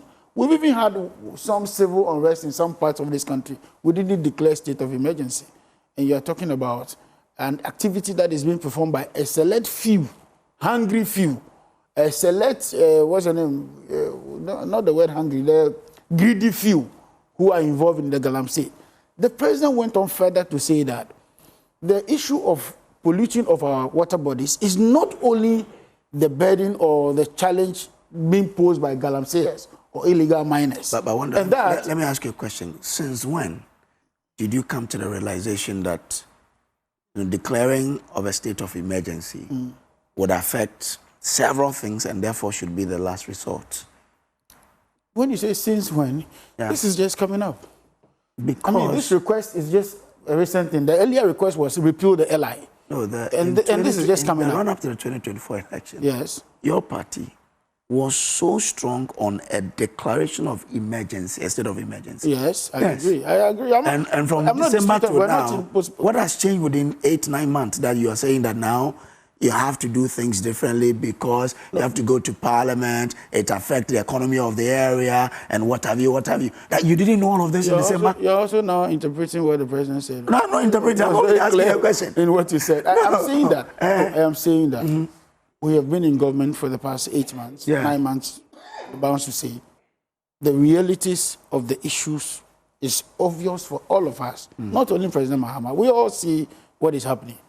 Now, Galamsey, we have all said that it's a national security crisis. We've lost lives in this country. I remember the very first life we lost was Major Mahama, if you remember. It was a Galamsey issue, right? This wasn't even the first life. We've lost, some police policemen fell into Galamsey pit. I'm talking about the high-profile ones that we hear all over. Majorly was Major Mahama. Then we've even had a recent crisis of our dear brothers who lost their lives and all that. So there are major issues that have happened over the period. However, where the president sits right now, he understands that we have to repeal the LI, and he promised that that will be done. 2, he talked about the water guards. He talked about the security intervention. He talked about the reclamation of the land. He talked about even providing alternative livelihoods for those within that space and those working within the Galamsey space. So it's a gamut of issues. It's not just a one of, I declare state of emergency, then all of a sudden our water bodies are cleared, or all of a sudden Galamsey has stopped. The people who are involved in this enterprise, some of them are armed, some have been so greedy, they have compromised even our chiefs, they've compromised even our security agencies sometimes. And so it's a gamut of issues that need to be dealt with. If the president is speaking in one breath, we say that he's a very honest person and he has given us the fair picture of what is happening, we should at least believe that this is where... But then we should also expose the double standard. It cannot be a double standard. No. Because that's in December. You guys say it cannot declare state of emergency now. Hello, it cannot then when you come to power, you say that, oh, yesterday I was speaking to the board chairman for Financial Commission, and he says he's a guy who has led the 80-member committee to decide what should be done. That from the reality facing them now, they know that a declaration of state of emergency cannot be done now. From your explanation, that you didn't know that the government then was also going through the same thing. No, it's as though you're telling me that because maybe when we were in opposition, we told the MPP that the economy was collapsing, so we are in power, and the economy is collapsing. It means that we were being pretentious. No. There are better managers this time round of the economy. Why can I not tell you are being pretentious? And so if we suggested something to the NPP in the past, some time ago, 8 months ago, and it's no longer relevant today, we should pursue that. Why is it not relevant? It's not relevant. Have you checked the President of the Republic have you checked the stability level of water bodies? I'm coming. Cape Coast. Let me give you an example to show why I think the argument about the fact that things are different now and therefore we cannot declare it's not. Now in Cape Coast, there was a Ghana Water Company treatment plant that had the turbidity level at 14,000 MMTU. That's true. Today, it is over 32,000. Is it worse or it's less? So this week, the regional minister for Central Region had to close argument is only valid to the extent that you are talking about a pollution that happened today and is happening here. And you took a water test. I mean, very little research will show you what I'm trying to say. There's a pollution that has started today. Yeah. You took the turbidity level of the water today. Yes. And it was at a certain level. Yes. What did you say? Say 14,000. 14,000. The activity still went on. Yes. And so by the time the pollution here traveled to that place, it will be more. It is not as though it has increased because it still has to go through the system. And that's how it works. Water bodies flow in a certain manner. So it's not as though, no, it's not as though because the NDC came to power, then suddenly we have empowered people to do more galamsey. You know that beyond even the issue of galamsey, this was taken just this week when the regional minister for Central Region went there. Issue of the first of all, understand that we're in a rainy season. Understand that. Let's agree that we're in a rainy season at this time. We're in a rainy season. Are we not rain? Don't we? This is September, right? Yes. Is it not raining? No, is it not raining? Really? Is it or is it not? I've not seen the rains. You are where are you? You're not in the forest zone. You are not in the forest zone. I went home. So where I come from is the forest. I come from Hunter West, Buzia, and I live in Agunan Kwanta. So exactly Western region. I went there. You're moderating the show at the same time. No. This is galamsey. No, but let's for galamsey, it goes beyond. Let's get serious. I'm not saying serious as in you not being serious. I'm saying let's get into the point. I'm saying that yes, the president, as we speak, has analyzed the issues. Security-wise, economy-wise, and livelihoods-wise. And says that, listen, we will repeal the LI. There are more pressing issues to be done. For instance, when the 8 people were going and this thing happened, it was also because of galamsey. Sure. And then we've also had now international partners to help us in combating this whole galamsey menace. We've also made some arrests in the process. Some people, excavators have been seized and all that. People have been taken out of the forest zones. People have been deported. And those are the interventions that government has made within this period. In the past, we didn't see some of these open interventions. Which one? Arrests and seizing excavators, banning them. We saw them in the past. You seem to be speaking for somebody. No, but we have look. When it comes to galamsey, you saw the work Joyce did. No, of course I do. You saw it. But so are you saying that just because today you've seen some pockets of galamsey going on, which we all see occasionally. You call it pockets? Oh, because your own reporter, Asari Danko himself, sometimes on air, on his portals, will say that, well, government has made some interventions, lands have been reclaimed and all. Oh, you don't read that. But he goes, yesterday, I spoke to him on Top Story. He says, look, you see, the forest... you are isolating the issues. I'm not isolating the issues. Comes and say that Tano River is polluted, and you make it look as though everywhere else is not making progress. For me, that's why I have a problem. No, but you're also making it seem as though you say that pocket. It's not pocket, oh. Yeah, but you say it's not pocket. There's no pocket. The galamsey issue is not pocket. I'm coming. When he reports on a particular area. Yes. He didn't say that everywhere that galamsey was going on is still going on. Never. He's never made those assertions. Oh, really? What he said... Listen to Erasto as well. Well, I will listen to him. Yesterday I spoke to him. We all do. And I'm saying that he didn't say that everywhere else that the lands have been reclaimed or the forests have been reclaimed, the guys have gone back. He makes specific references to where those things are happening. Okay, so for me, I think that we should just give the president some little time Okay. to resolve this issue holistically. Okay. Yes, we agree that there should be a repeal of the LI, which he agreed in his statement 2 days ago.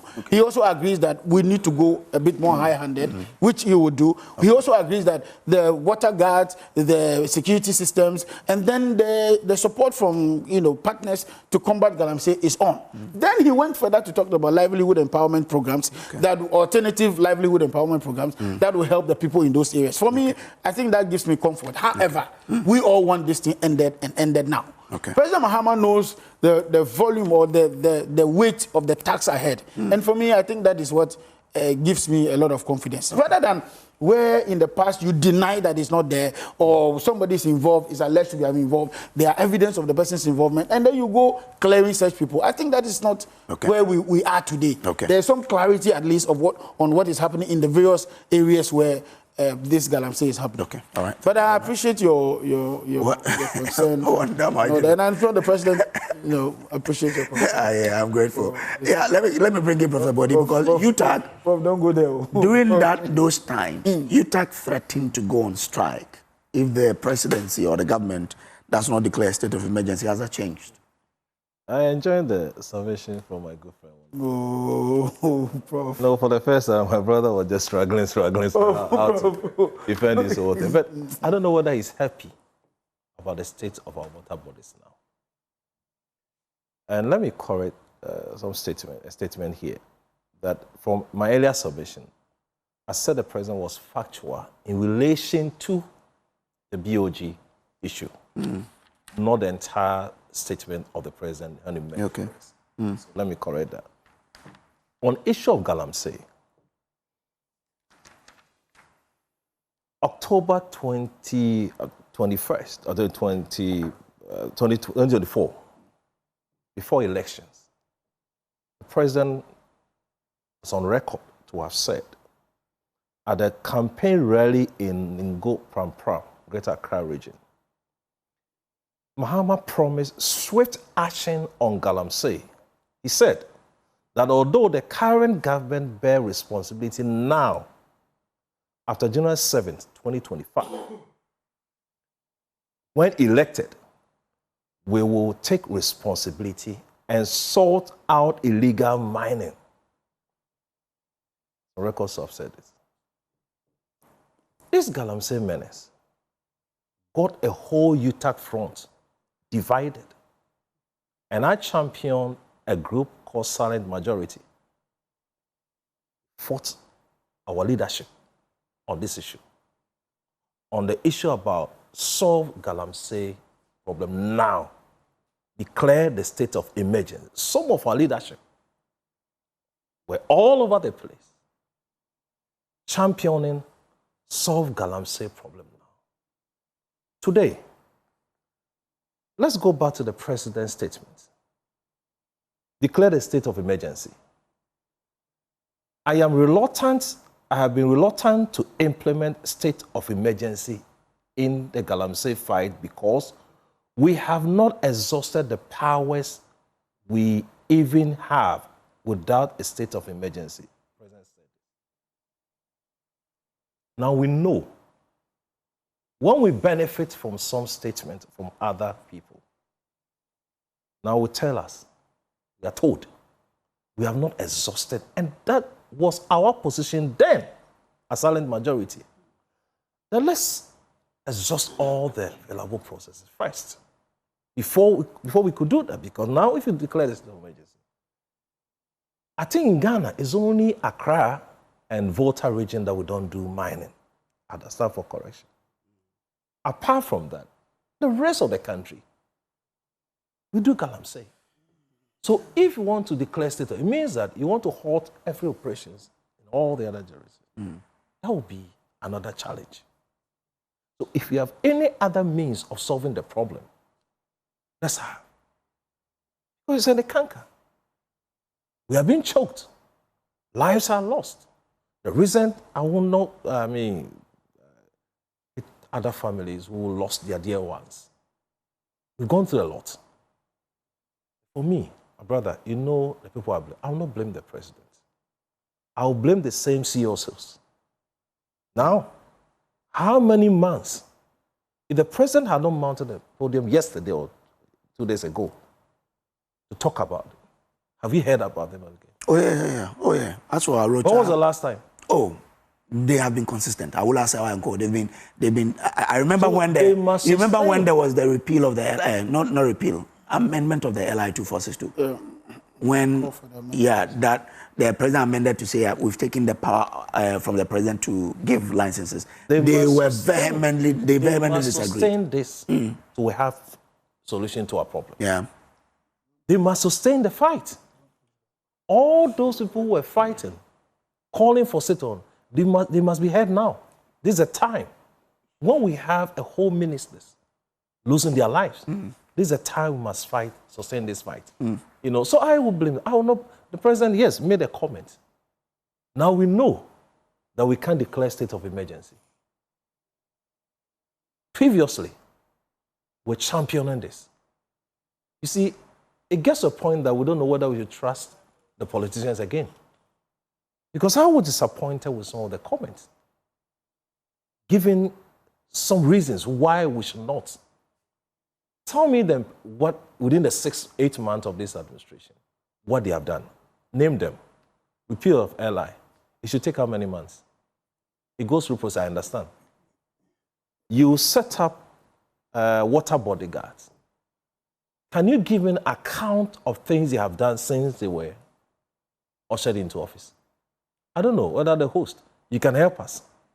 Give us results of these water bodyguards. When we saw them training on the TV and the radio wearing their green uniform, have you heard about them? Yeah, they're on the field. So do you have any reports to confirm what they have done? We don't have, but we know that they are working. They are working. In fact, I saw 2 when I went to my hometown last week. Well, they should get their reports. Okay. I don't know the M&E, the Monitoring Evaluation Team. They should publish their results, what they have been doing. It will help us clear all the other, at least. But the evidence, in terms of what the results of their activities, should be seen in the video that we're watching. It should be seen. So I think we need to do more in this area because we are all Ghanaians. Wonder, we are all Ghanaians. And we are equally worried about the state of our water bodies. I don't know whether you will be posted to the northern region or to other western region. I don't know. But if I get the opportunity to go to these areas, I'm scared about what kind of water I'm going to drink. Because now I can't even use the normal water to brush my teeth. I can't. I must depend on this the mineral one. The sachet water. And that is a cost. Our health. So we should not politicize this. Yeah. We shouldn't have colors. As for the fight We're against all LMC, concerned. yeah. But you see, when you talk about it, people have a pusher. In the statement, they are now going to track equipment, the whereabouts of all these excavators. Oh, they've started. How many of them have been tracked? Every excavator. So do we know where they are now? All the excavators that were imported since we took over office have been tracked. There are trackers in all of them. This started even with the DVLA and all that. But you have to see, the sweetness of the pudding is in the eating. Yeah. Now, how many months now? See the water level. And I saw when it. Oh yeah. That water. I mean, when I was looking at it, I was and like, there are people living in that enclave who drink from this. Others will not be rich to get by sachet water or mineral. It means that they are going to die. I like that point. You know, we will not be rich. I am just a common teacher, exalted teacher. I may not have the money to buy some of these things, but the point is, look at the water body. Wonder, you have money, so you drink for. But the day that you be posted those regions, what happens to your family? Prof. You know, Wonder said we should make progress. So let's make.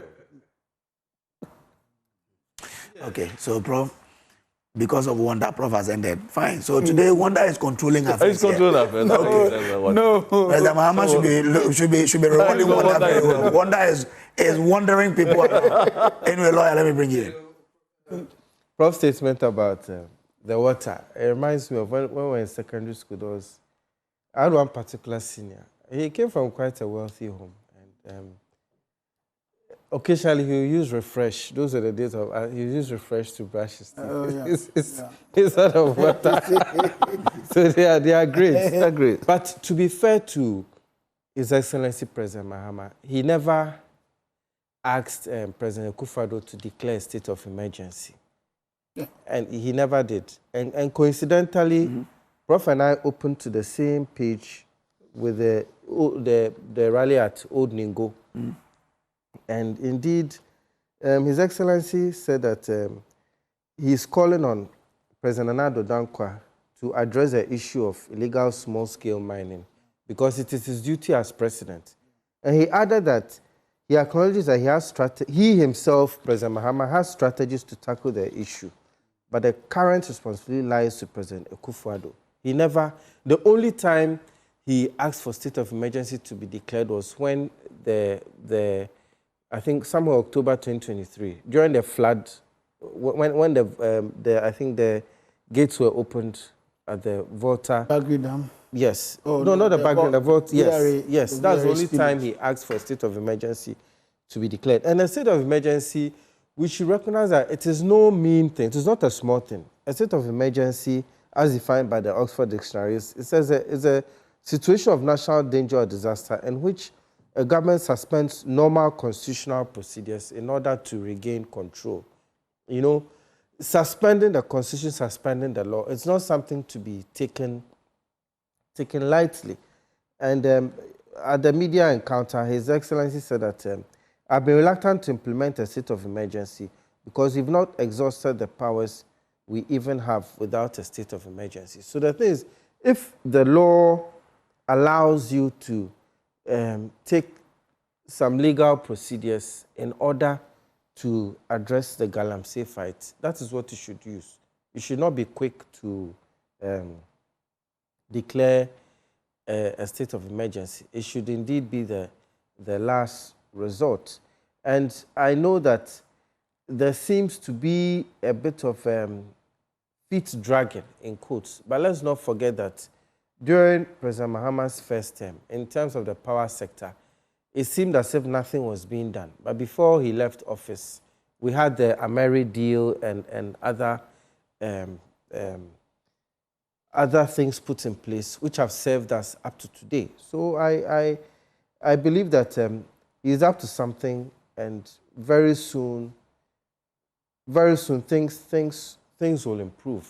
Things will improve, and he indeed referred to the what gives you that assurance that things will improve very soon? From experience. You know, you should judge people by their actions and not their words. From experience, at least one example that comes to mind is just before he handed over somewhere 2016, the things he put in place regarding the power sector, we are still benefiting up to today.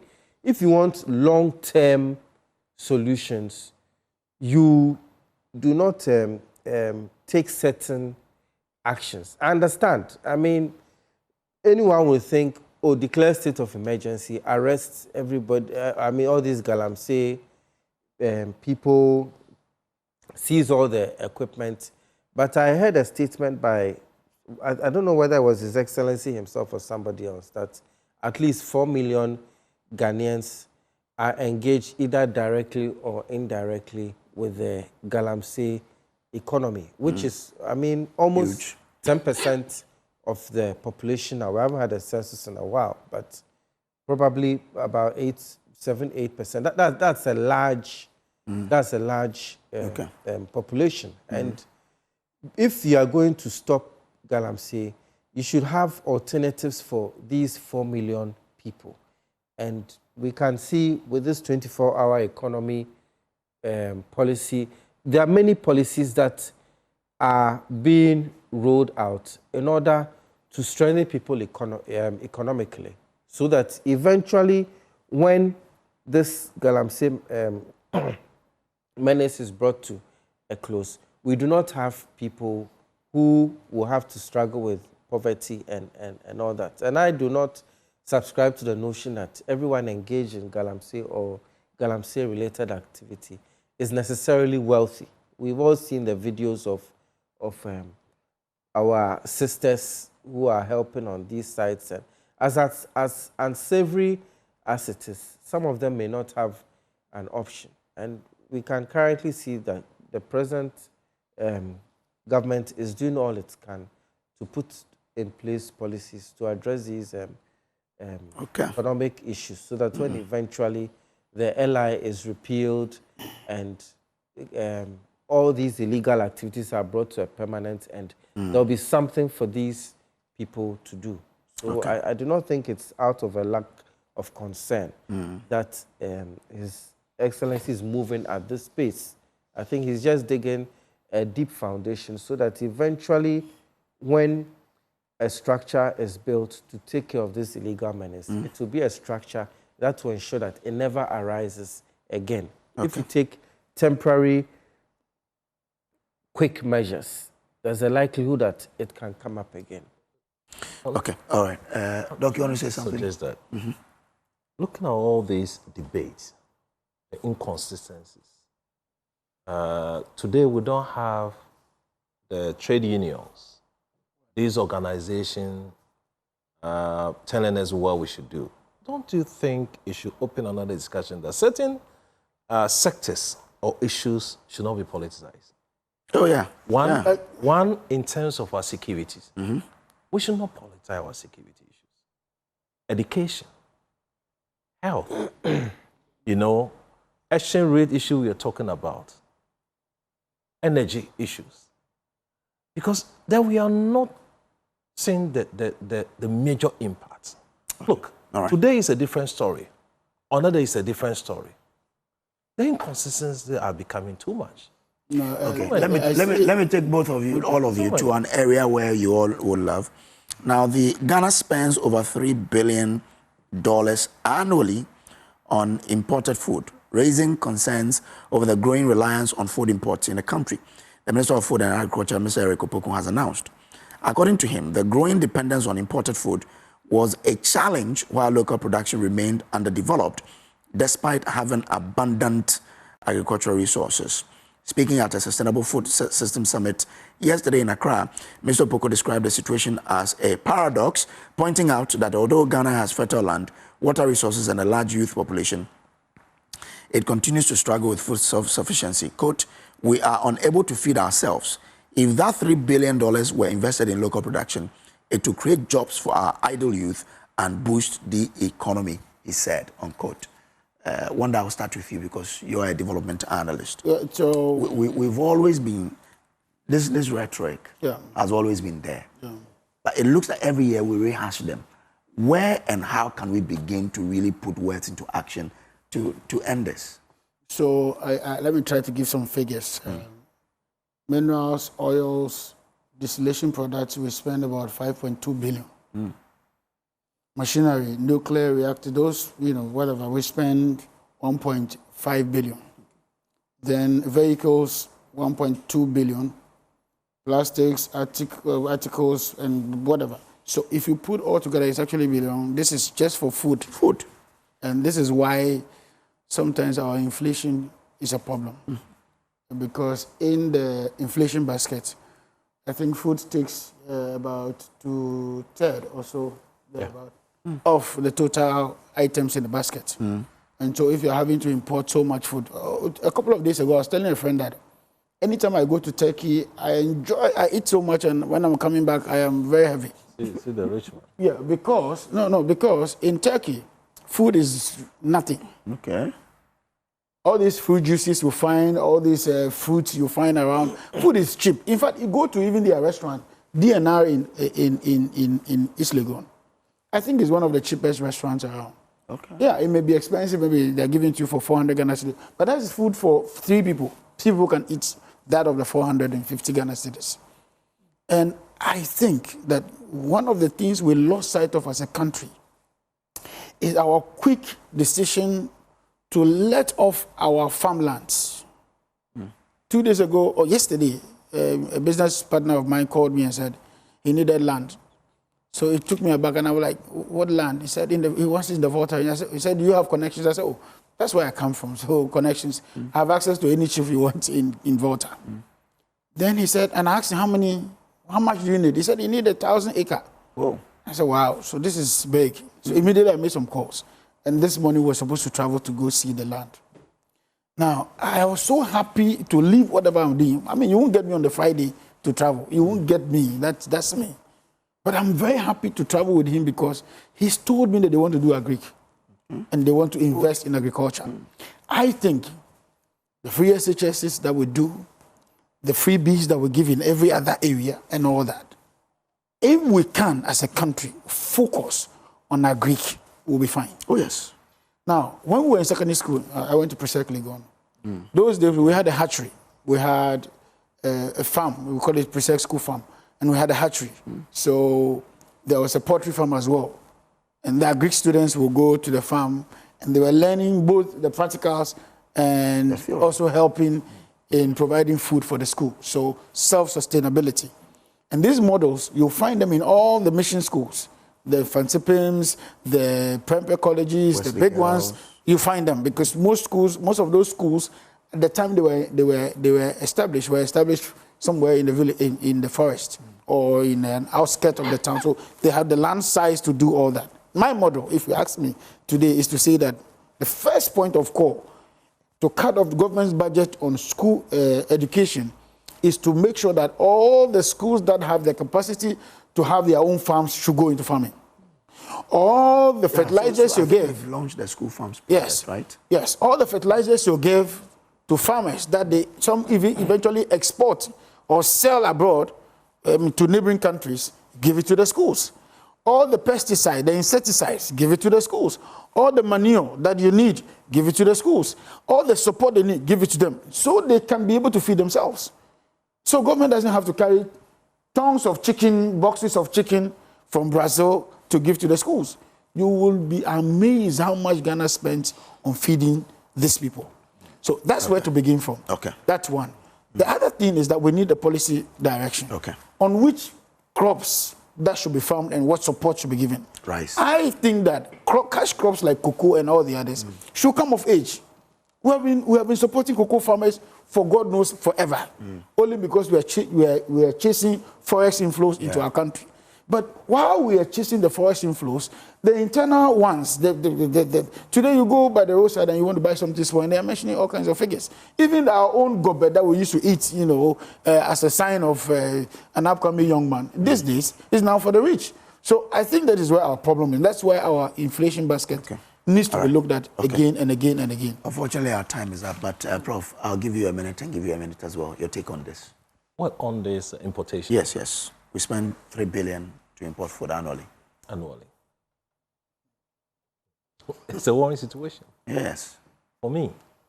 This is money we can put in this economy. Let's go back into the composition of the items. Is it my dear? Or topic? Check the composition and you'll be amazed that the country spends such colossal amount of money to import products.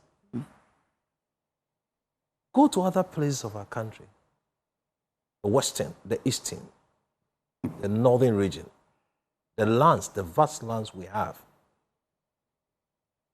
Today, look at what we are not saying we should not bring product from us. Of course, it's an open economy. Yeah. We definitely will have to buy things. Others also will buy things from us. It's normal transactions. But my worry is on what we bring from our side. Can't we have cultivate or get the same thing? Especially when we have the capacity. We are struggling with our currency issue. And look at what we are bringing. Yeah. So I said on the other platform the other day that, look, if we want to have a solution to our problem, this exchange rate thing that we are going, is either we earn more in terms of forex. How do we earn more in terms of forex? Export more, remittances, foreign direct investment. When we make our country attractive, we can get. If we can't earn more, then let's spend less. But look at the composition. I will pick that story and now peruse the content of the item that we are bringing. And it should tell you, and that's the one that said, the portion of inflation calculation, huge. Okay, thank you very much, Prof. Yeah, I will be quick. You know, the solution to agricultural problem has always been there. We can look at Osagyefo policies from the First Republic. If we look at the 7-year development plan, you go straight to page 52. Page 52, that is where the policies on agriculture start from. We had the state farms.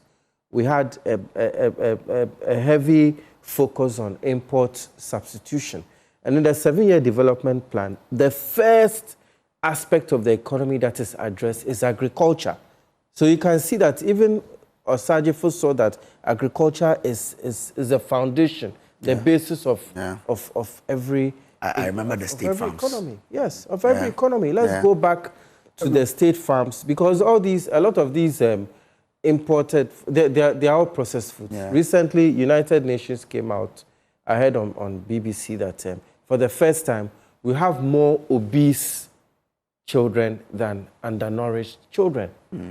Worldwide, obesity is on the increase because hardly anybody is eating healthy food. There's a lot of processed foods. Meanwhile, we have the land, we have the ability to produce a healthy food from here and even export it. So President John Mahama's father was in Osagyefo's cabinet. President John Mahama himself, I know that he's aware of all these policies. And yes, and he's a farmer too. And so we should look at all these all these policies. Thank go you back very to much. Very majorly, government must begin to start developing land banks. For agriculture. I get it, yes. Thank you very much. But let's just a brief from the National Forum. And the National Forum is from a member of your party. Yeah. It says, Mahama and Poaman questioned CJ's council cries foul. Stop mining lease renewals, IEA, and national security at work, TNF Research Desk reports. And that is on the front page of the National Forum this morning. That's it there. But let me conclude with this message from Manche Bruce. The second says, Kojo, since when has the NDC realized that the declaration of a state of emergency was not a necessity in the fight against Galamsey? Did they not call on President Akufo-Addo to do same 2 weeks into the 2024 election? John Mahama and the NDC are struggling with the Galamsey menace because ahead of the 2024 elections, they had a different posture in public, while they clandestinely promised the Galamsey operatives. This frustrated the effort of the Akufo-Addo-led government at the time. Today, the menace is far worse than they met it. River Ayensu is now gone. The turbidity levels of water at our water treatment plant are so high and dangerous. Mr. President, crack the damn whip. Amazing convictions. Manche Bruce the second brought this one in from Takoradi. Well, my guest for today, Kwame Nkrumah Botio, is General Secretary of the CPP. Professor Isaac Body is Dean, Accounting and Finance Faculty of the UPSA, and Wanda Demadilo is a Development Analyst, member of the NDC's Communications team. Well, we'll wrap with this. For years, residents of Medina Estate have endured the foul stench from a drain that became a breeding ground for diseases. Now, relief has come their way as Keeper's House Chapel International has constructed a storm drain to tackle the problem. Head Pastor Reverend Francis Obeng says the initiative is a show of love to the community and a step towards safeguarding their health. Many residents say they finally feel heard after years of living with the discomfort and risk. Watch this.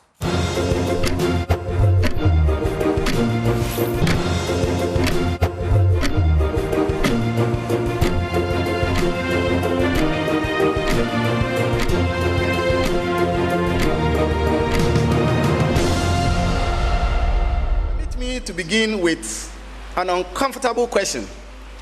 Why do we remain underdeveloped? And if you are not comfortable with underdevelopment, you can use any expression.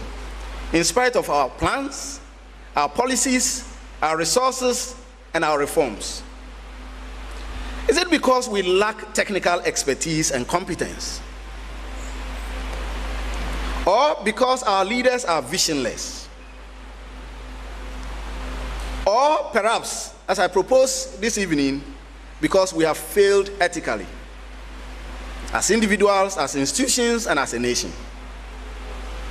As I said, this lecture is a provocation. It confronts the reality that our development failures are not simply due to bad policies or inadequate institutions, but due to a profound ethical collapse that cuts across the fabric of our society. It invites a deeper look into ourselves, not just as victims of corruption, because that's what we often try to project ourselves as, but as active participants in the moral culture that sustains it. Yet, I'm sure those of us who are older here, see Professor Emeritus Vance Adai Mensah, older, would tell you that we have always not been like this. The Ghanaian society had abhorred corruption. In many traditional communities, those who were caught stealing or abusing public trust were ostracized or banished. Customary courts dispense justice not only to punish wrongdoing, but to reinforce ethical norms.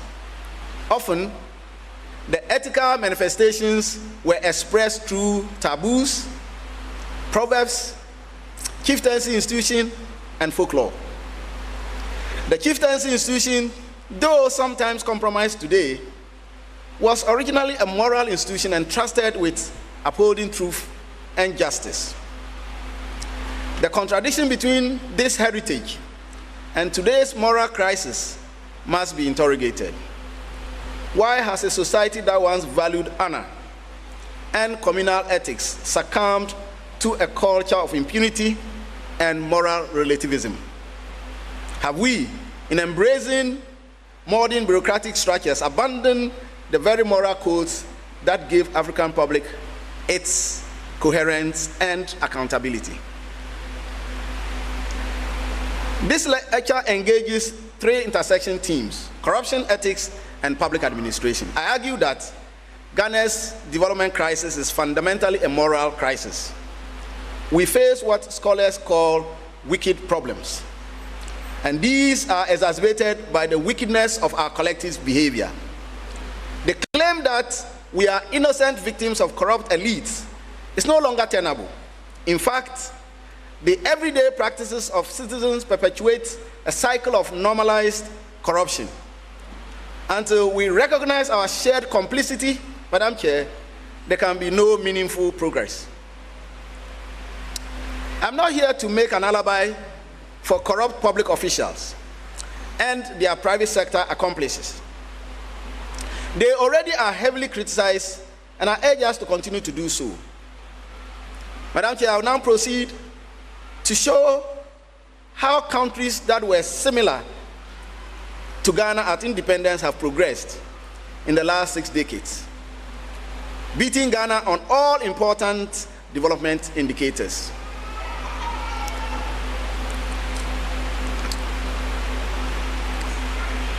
Framing the problem. Madam Chair, in 1960, Ghana stood on a relatively equal footing with countries such as South Korea, Singapore, Malaysia. All were emerging from colonialism or conflict and were classified as developing nations. Ghana, newly independent in 1957, possessed significant advantages: a well-educated elite, abundant natural resource, and infrastructure that surpassed many of its peers.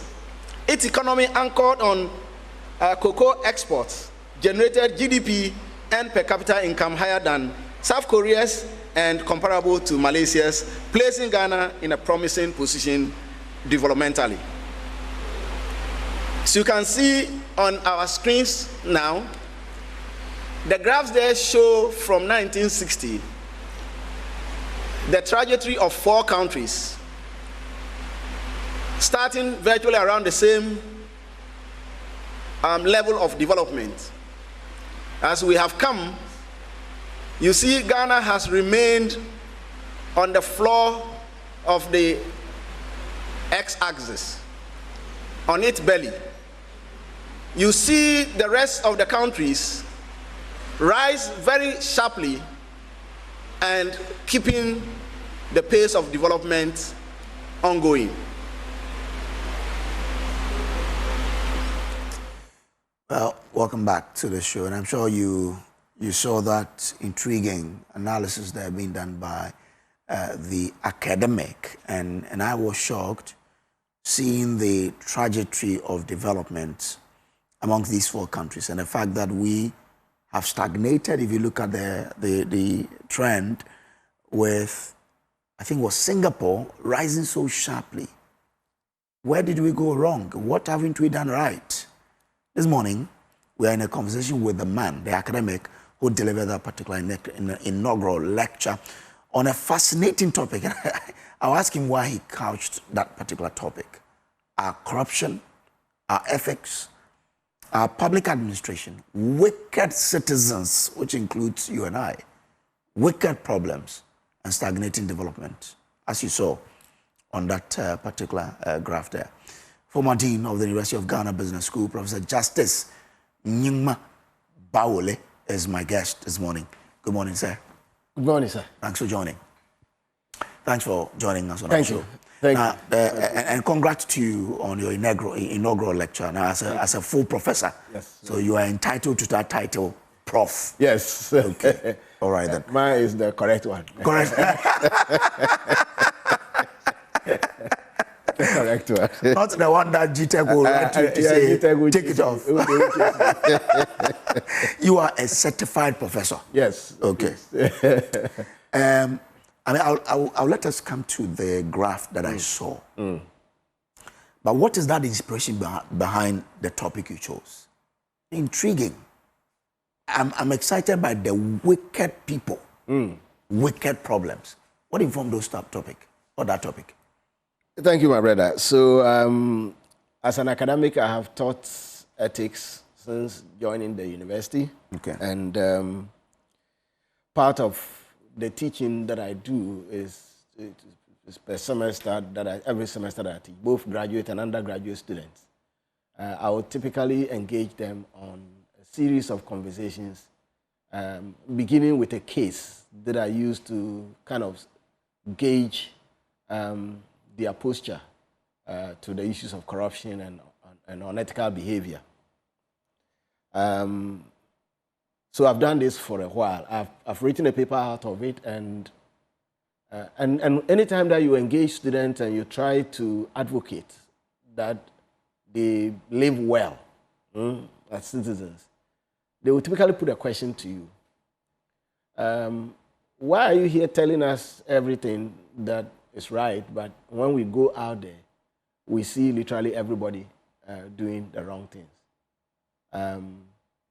My answer to them has always been that society teaches better than the classroom. And so when I had to, and I have been engaged in as a professor of public administration and management, I am almost always in the public space within the public administration system. I'm also a Ghanaian, so I live in Ghana. Okay. And I am 53, so at least I've eaten some salt. Over the years, it's been the case that we are getting worse. The intriguing thing, my friend, is that when you go abroad, you see us, we do very well. When you get into foreign universities, Ghanaian students are almost always in the top group. So I've always been worried about why is it that we are such, quote unquote, a beautiful people, excellent in the things that we do, knowledgeable, but our peers who we are better than in global platforms are able to build countries that are better than our country. And like you saw in the graph, the fact that for over 60 years, it doesn't look like we are making good progress. Oh. So when I had to do my inaugural lecture, I told myself that I needed to broach a public conversation And so the theme that I chose was to create that excitement for people to pause and ask the question that I'm asking. And so we chose the topic, our corruption, our ethics, our public administration, wicked citizens, wicked problems, and stagnating development. Wow. I mean, quite interesting. And I should say that I was deliberate in the use of our. So you see our appear 3 times. Yes. I was deliberate in choosing that. And the essence of that was to kind of put all of us in the problem. Often, people would, when they do not have privilege, would accuse people who get privilege. When they are not in the position to benefit, they accuse others who are in the position to benefit. But if you gave them the same opportunities or privilege, a lot of people would actually do the wrong things. Okay. So I thought that it was... It's our nature. Yes, yes, it is. So I thought that it was time for us to be collective rather than point fingers. And I tell my students, they always ask me the question, are you corrupt? And I tell them, well, every human being has the tendency to be corrupt. I try not to be corrupt, but it is not enough for me to try to not be corrupt. It is important that our systems make sure that when I do not try, the system forces me to try.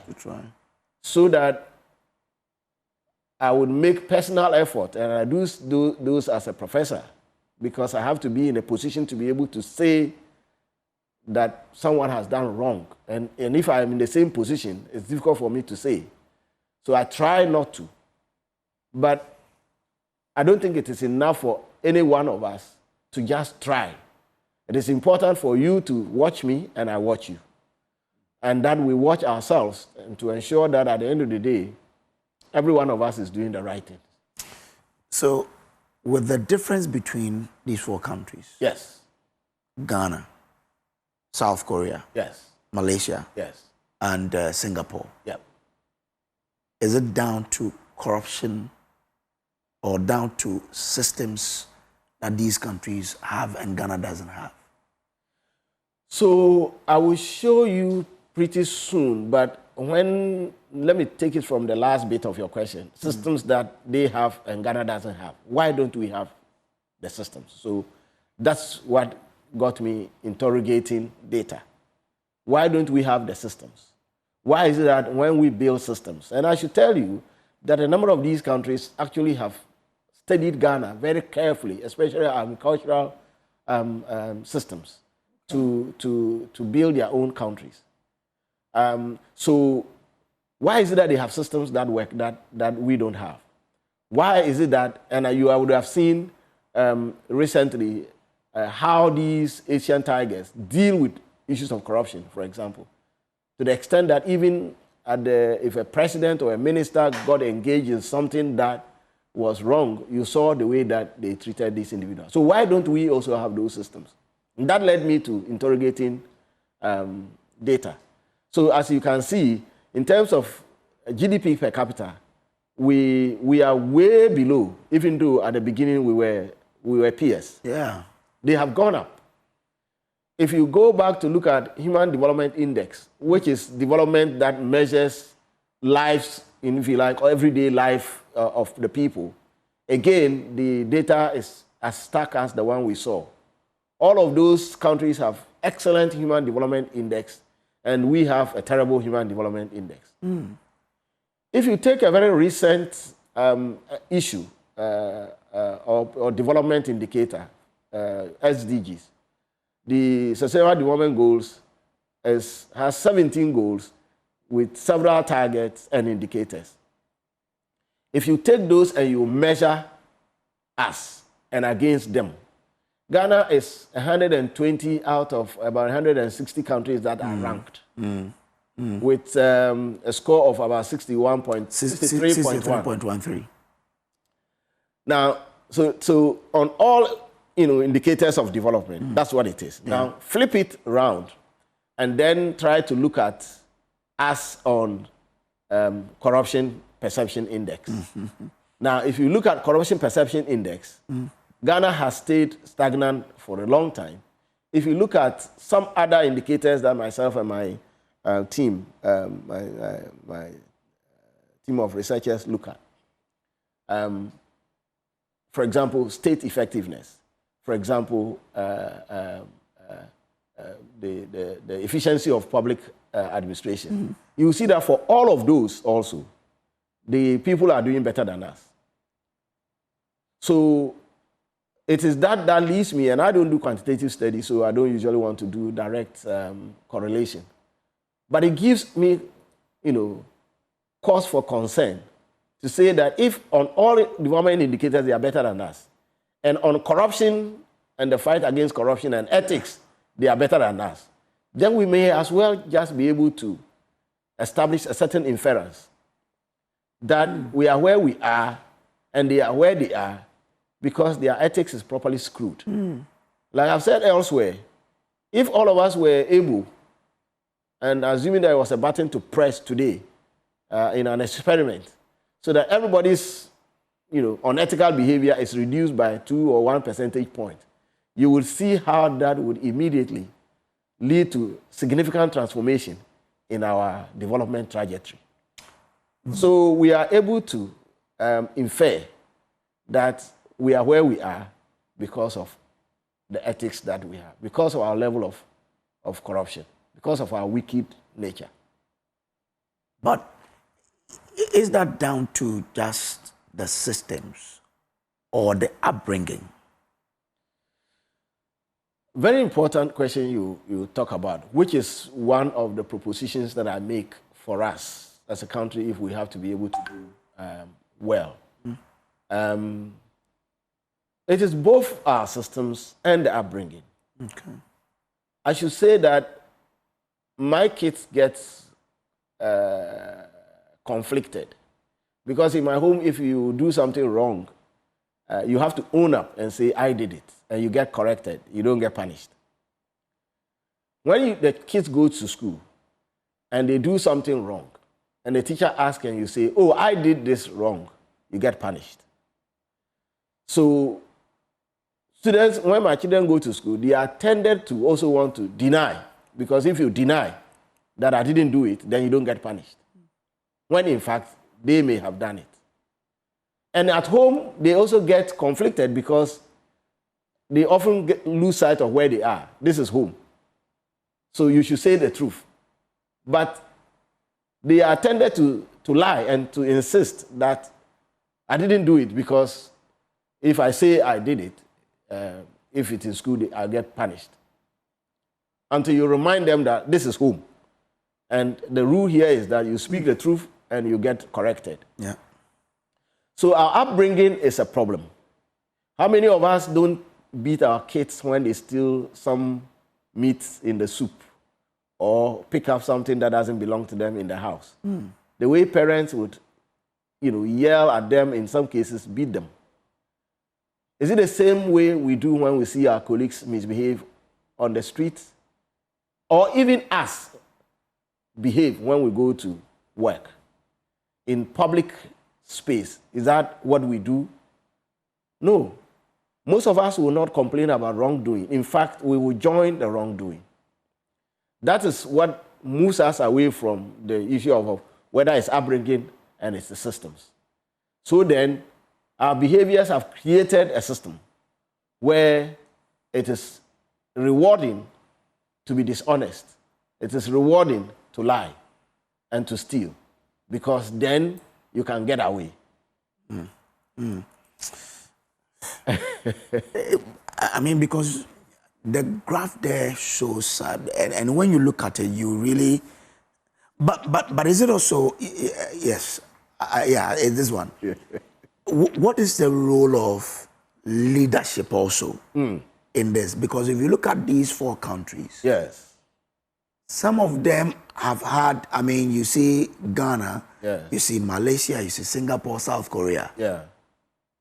What has been the role of leadership in how the three others have risen, right, and Ghana stayed where they are. And this is also an issue of longevity of a leader, or what exactly? I think that in other studies, other scholars have looked at what we call dominant democratic countries and clientelist competitive democratic countries. So, for example, if you take us and Uganda, Uganda has had a president for a long time. And colleagues who do political economy have looked at that and said that Ghana discovered oil at the same time that Uganda discovered oil.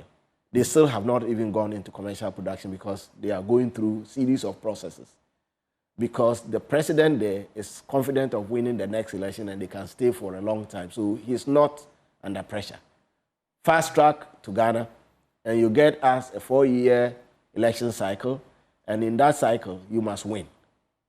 And the politicians are human beings. The human beings respond to incentives.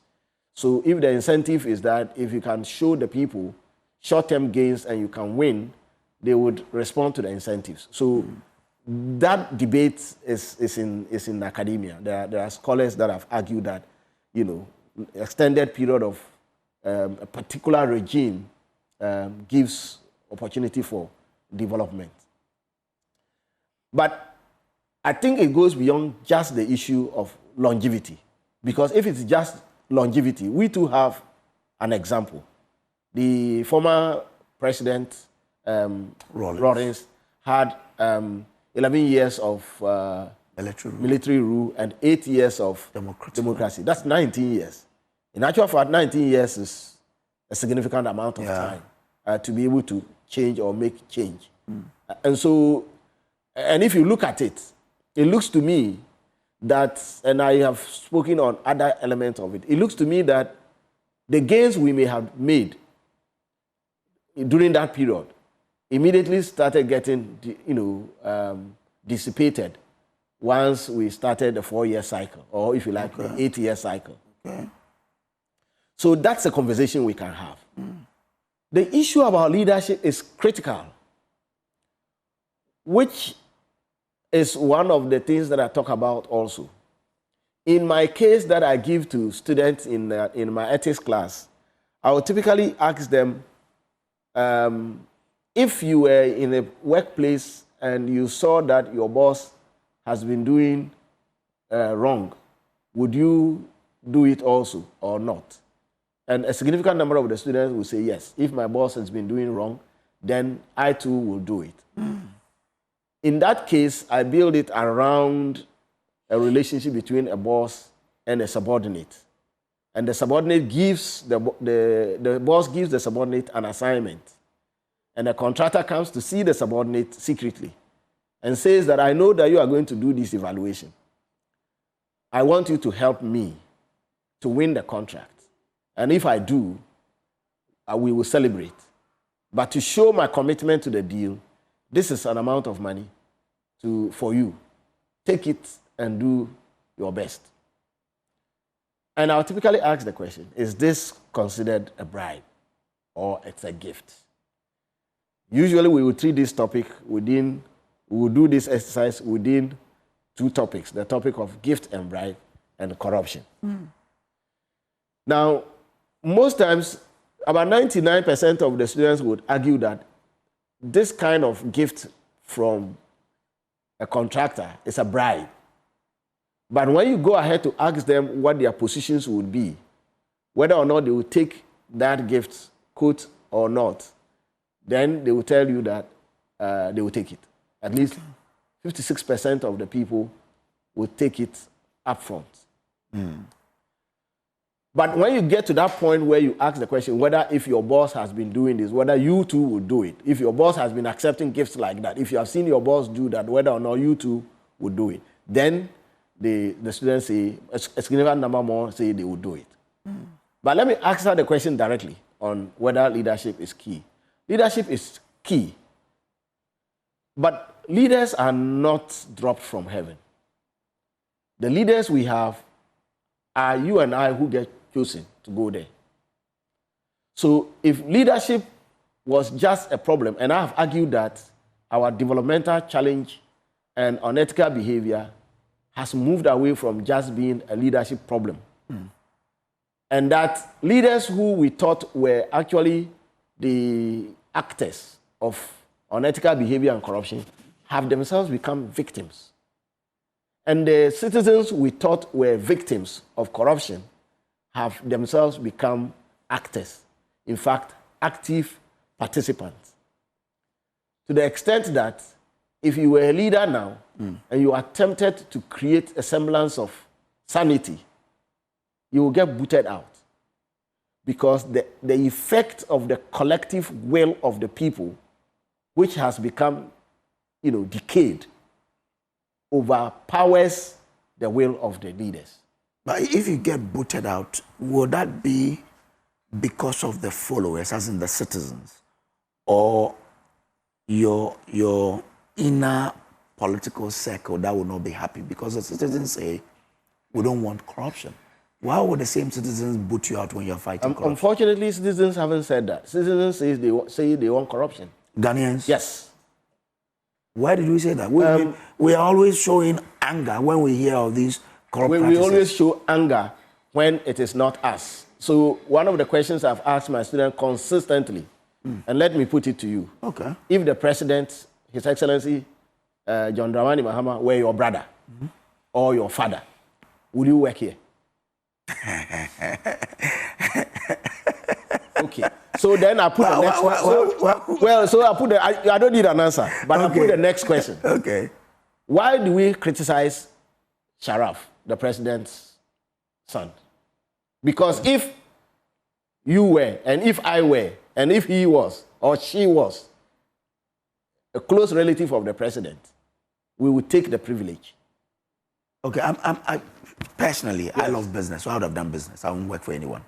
You would have done business? Yes, yes. Yeah, so let's take it as president's brother. Yes. The Ibrahim Mahama. Yes. Who is the venerable Ibrahim Mahama. He's a good man. He does a lot of great stuff. Yeah. Just by mere fact that you are the president's brother gives you some privilege, even when you don't ask for it. Yes. Even when you don't ask for it. So, if you were the president's brother and you went into business, that extends to you some privileges. And not just that. In many cases, and this is not in specific reference to the president's brother, in many cases, the things that people who are like that, who are in business, would do, would typically be, in many cases, abominable. Okay. So let's go back to the question. Is it an issue of leadership? Okay, so Ghanaians had problems with Nkrumah. We chased him out.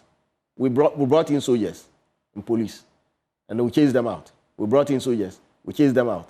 We brought in civilians. 2 years, we chased them out. We brought in soldiers. Were we the ones chasing them out, or a group of Ghanaians? Did you, if you get a video of when Nkrumah was overthrown? Yeah, I saw the chairs. Yeah, the jubilations. And check when His Excellency, the former president,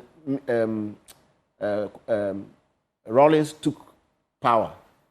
Check. And today, maybe just before the election, if there had been a coup in Ghana, you would have seen the extent to which Ghanaians will celebrate. Okay. In other words, we are a people who pretend that we want a country that doesn't have corruption. Okay. If the two of us went to face Ghanaians today and I said to them that, look, I will not pay money to electorate. I want you to vote for me so that I'll come and do great stuff. And you paid money to electorate. Honorable Mary Pa. Oh, yeah. So I'm talking about the ubiquitousness of corruption. The fact that when Ghanaians tell you that they are not corrupt, I do not believe it. Because go to the ports, you will find the Ghanaians. Go to the police service. Go to the universities. Go to primary school. Go to the hospitals. Go to... And I say, I'm not sure how many of you watch this. When a vehicle gets an accident and it's carrying cargo and villagers move into the place, check what they do. Rather than save the passengers and protect the property in the vehicle, check what they do. 10 minutes after an accident, anybody that appears there is looking to collect the booty in the vehicle. Is that a society that shows us that we are not corrupt? Corrupt. So, to be honest with you, that is why I use the expression wicked citizens.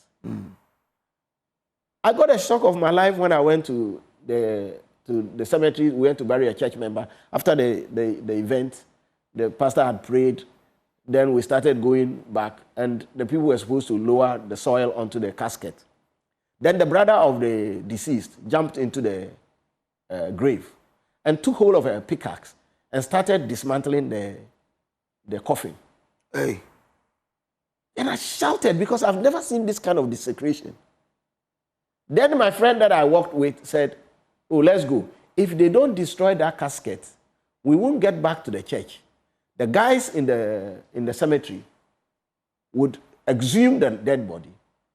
They would pour the dead body directly into the thing, take off his clothes, take off the casket, go and wash the casket, paint it, and sell it off, wash the clothes, and sell them in the Medina market. Hey!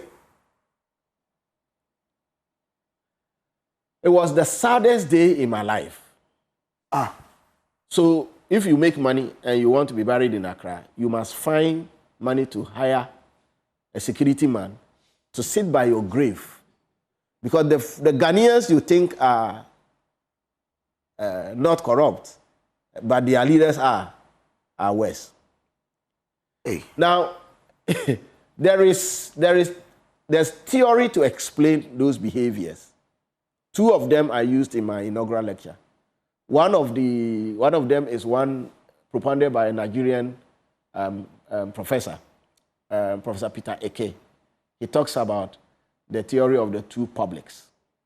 That when we, and this was in a Nigerian context, when we are in our home, amongst our kinsmen, there is a demand for us to be ethical. So within those communal settings, if you were a bad person, they would disapprove of it. He calls it the primordial publics. Okay. And he says when we move out of that and we go out into the civic public, when we engage with other people, we engage with the public administration system, and we demonstrate the same level of bad behavior that they disapprove, they would approve it. In other words, it was okay for you to go out and steal from people who are not your people and bring it home. It was okay for you to take from the larger public and bring it home. It's the reason why you have seen I'm sorry, your name again. Kojo. Assuming that you got arrested for doing wrong, you will see your village people will mass up now. Why? Because Kojo has gone to bring something for us to eat. How dare you arrest Kojo? So our society hasn't been the kind of society that we think it is. It is the reason why I labeled my lecture as our corruption, our ethics, and our public administration system. Take all of the trouble and take it to the public administration system. And in the lecture, I tried to be very, very categorical that I did not mount that podium to criticize civil servants, public servants, because most of them work under very, very trying, conditions, and they still go extra mile. As we speak today, there are people in the Mole National Park who are roaming about protecting wildlife. As we speak today, there are people on our seas ensuring that fishes are protected. As we speak now, there are people in the forest protecting the baboons and the monkeys and ensuring that things go well. There are teachers who are walking kilometers. There are nurses who are driving, and some of them walk kilometers through water to go and deliver health care. So our people do so well. Unfortunately, we have built up a public administration system that has become so constraining that even leaders find it constraining. And I do engage parliamentarians a lot. You get 2-3 parliamentarians in a 5-minute chat, and they will tell you the burden and the troubles you see that they look very trapped in a system they have no way of liberating. And where is that system? The system is the society that we have created. So yes, leadership is important, but I've seen leaders in many places who have tried to be good and got pulled down. So unless we get a society that is sanitized to the extent that when we pull you and I there and make you president and make me vice president, or we make you, chief executive and you make me secretary, we can do the right things because the society will demand that we do the right things. It will not solve a problem just as. But who will sanitize that society? Great. That takes us to how do we get out of the quagmire? If you study countries that have been corrupt in the past, and America is one of them, okay, into the late 18th, towards early 19th centuries, America was terribly corrupt. The Asian tigers have been extremely corrupt. A number of things happen. Corruption will not be eliminated by the press of a button. But Prof, sorry, I have to take you back because you said something there. If the director could pull back the graph again, because you mentioned that the Asian tigers have been terribly corrupt. Yes, in the past. If you look at the graph, we have the yellow is, I think, Korea, right? Yes. The yellow is Korea. Yes. The green is Singapore. Singapore, yes. The blue is Malaysia. Yes. All of these are part of Asia. Or they were they are. Were they part of those who were terribly corrupt? Yes. Check. In fact, China is one of them. In Malaysia today, if you check the news, you will see how corrupt politicians get treated.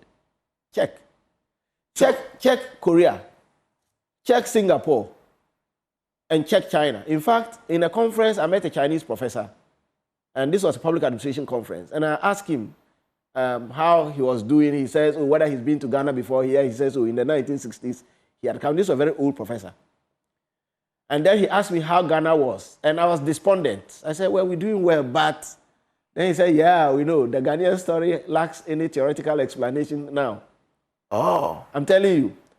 So I tried to find out, from him. He says, he was part of the team that designed the Chinese anti-corruption strategy very early in the days. Mm. And he said one of the things they did was to try and make sure that they pay civil servants, public servants, better than private sector people. Oh, okay. Then number two, then they institute strict, almost near-death punishment if you misbehave. Because you are paid well. Yes. And so almost immediately, the extent of corruption went down. But to date, if you are a Chinese government official and you are accused of corruption, that's your end. You're dead. Yeah, you're dead. So these stories of the society, so it's not just the leaders that they deal with. It doesn't matter what level you get in. And that translates into the socialization aspect that you talked about earlier. The fact that right from beginning, children are taught that it is bad to do bad. Mm.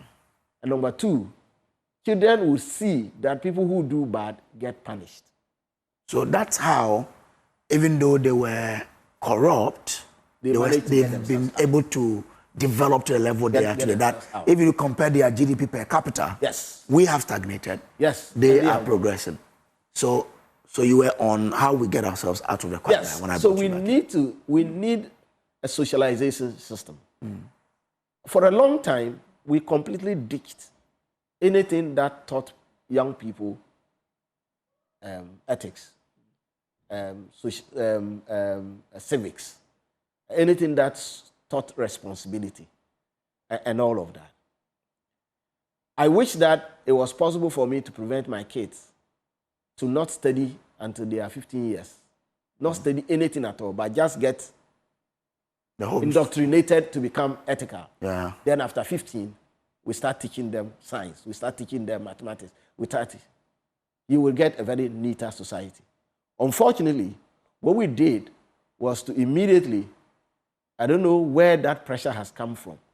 Consistently take out anything that has to do with teaching children good behavior. Yeah.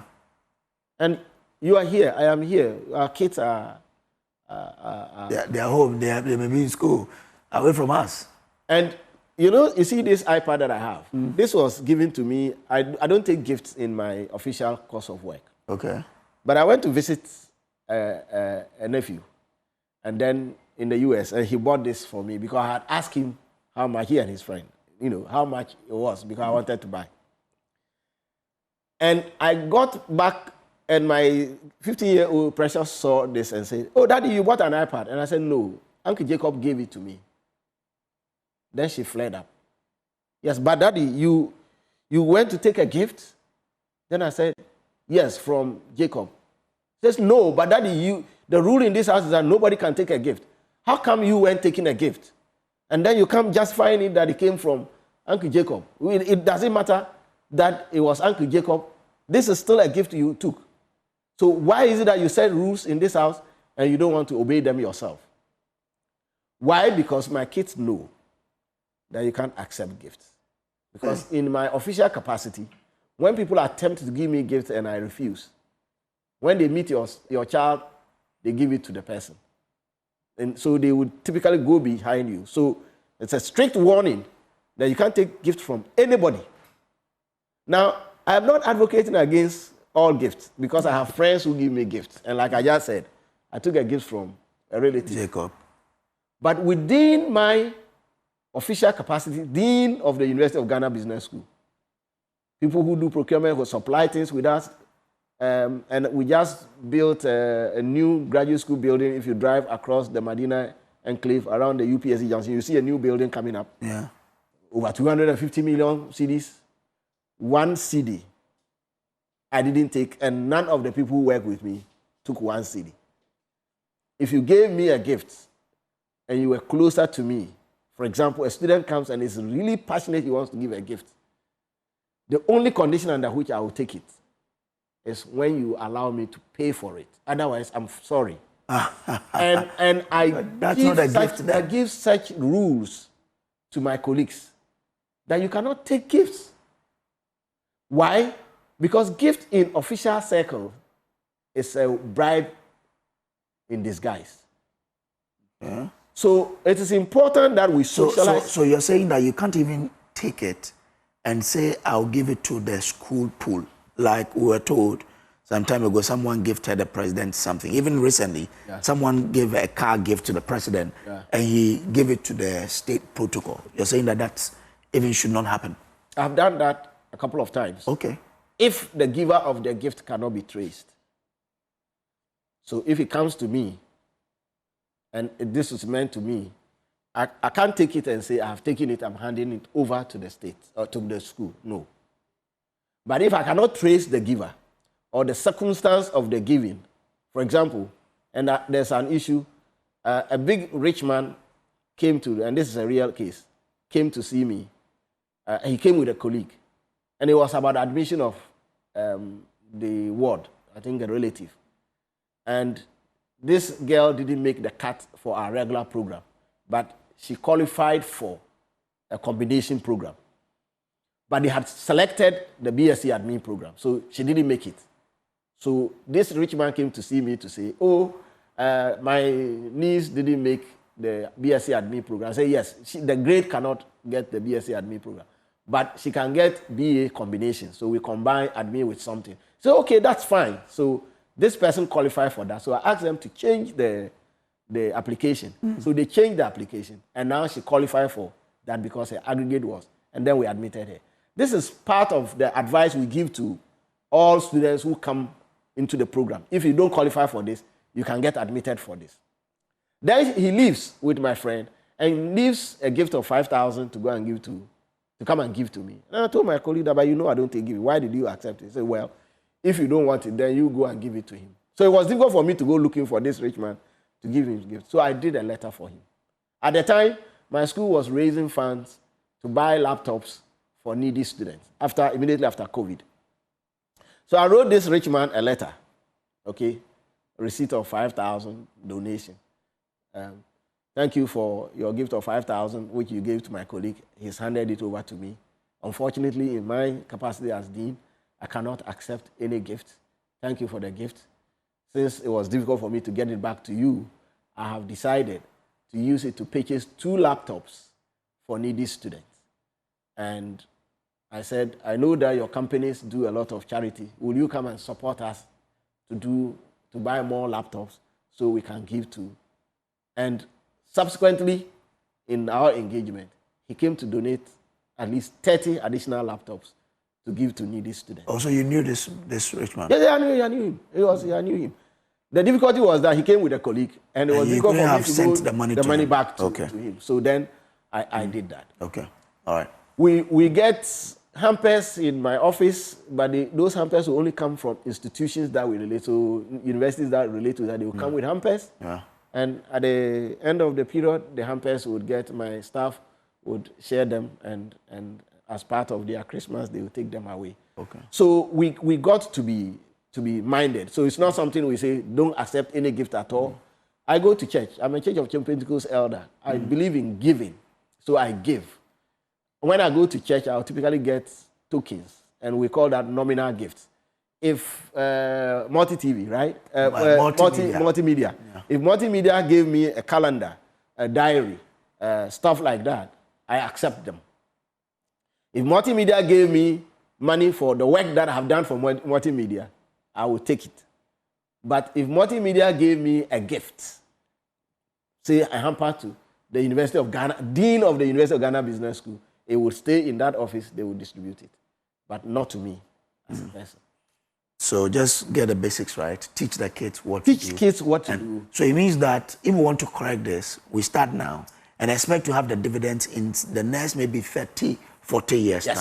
Yes, that's one way. The second way is to make sure that the current generation do not corrupt the generation we need to punish people who are doing the wrong things. The third thing is that we need to saturate the environment about good. A lot of people are doing good. A lot of people are in Ghana, as we say everybody, but really, it's not everybody who is corrupt. I've met professors in the university who are excellent. I've met colleague civil servants who are public servants who are excellent. But they are scared to talk about the fact that they are doing right things now. Because the environment is so. Now let's talk about those other ones and ensure that people will be happy to come out and say that they are doing good things, so that young people can see a semblance of sanity in our system that they can look up to. Okay, and that's Professor Justice Bawole, former Dean of the University of Ghana Business School. Very great discussion. I hope that would continue, but because of time, we have to leave it. But look, I guess we have to take it from here and discuss it wherever we are to say, is it time? It's not even a question of is it time. It's time we start to put the things he's talking about into practice. We've got to teach the kids how to become responsible citizens, because that's how we can get it right. You saw the graphs we showed you earlier of the GDP per capita of 4 countries. You have Ghana, which is in the one line down there. You have Korea, the orange, and this is okay. So and we have Singapore, which is in green, and Malaysia. So Prof, yes. This is when we started. Yes. This is when we started. This is where we started. We started. And now, all of them has overtaking. Yes. Overtaking. All of them okay. have overtaken. Interesting. So we need to start teaching the kids what they have to do. Grateful to you, Prof, for coming. We end it here. This is still the AM show. But let me wish my friend Raphael Kwam of El Sejo a happy birthday today. Raphael is a very beautiful person. Raphael, we were in the same basic school together, Unity Academy. Into Raphael, the Kakuma Obelane, Sinyamili Yila na yo kizire. Ene de wa oda. Eza donz ruba be gwaozo. Na ema mezi wa honozo. Ne wa yenzo mapaka ebelane. De belane ya hobo ya vya monti. Nyamano don wano no. Na yo kizire. Na yira baba. Na de belane hobo ba. Raphael Kwam ma wa Sejo. Aoda pa. We'll take a break and we'll be back with more on the AM show.